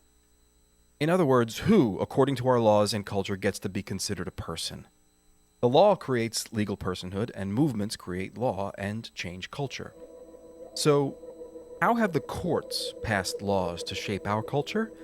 That history goes way back before Citizens United. 1819, Dartmouth College versus Woodward, Supreme Court case, turned a corporate charter from a government-granted charter to a contract. This ruling gave corporations standing within the Constitution. 1886, Santa Clara County versus Southern Pacific Railroad. Though the court did not rule on corporate personhood, the decision was subsequently cited as a precedent to hold that a private corporation is entitled to the same 14th Amendment rights of due process and equal protection as human beings. This makes it impossible for us to make laws that treat local businesses any differently than giant multinational corporations, even if their business practices are deemed to be harmful to workers, the environment, and communities, or if they have a history of violating the law. Hale versus Henkel, 1906. The court granted corporations the Fourth Amendment search and seizure protection. Dodge versus Ford Motor Company, 1919. The Michigan Supreme Court says the business corporation is organized and carried on primarily for the profit of the stockholders. Stockholder primacy is established. The purpose of the corporation, according to the court, is no longer to serve the public good, as it had been. It is now to maximize profit for shareholders above all else. Pennsylvania Coal Company versus Mahon, 1922. Corporations get the Fifth Amendment takings clause, meaning if you pass a regulation that impacts a corporation's ability to make a profit, that is deemed a taking, and they can sue for the right to future profits lost. This creates a chilling effect, and local and state governments become much more hesitant to pass laws in the public interest for fear that corporations can claim loss of potential profits that cities and states will be on the hook to pay. Buckley versus Vallejo, 1976. The Supreme Court rules that spending money to influence elections is protected under the First Amendment, in effect saying that money is speech. Citizens United versus Federal Election Commission, 2010. Today, the Supreme Court of Chief Justice John Roberts declared that because of the alchemy of its 19th century predecessors in deciding that corporations had all the rights of people, any restrictions on how these corporate beings spend their money on political advertising are unconstitutional. The court's ruling threatens to undermine the integrity of elected institutions across the nation. It's a rejection of the common sense of the American people.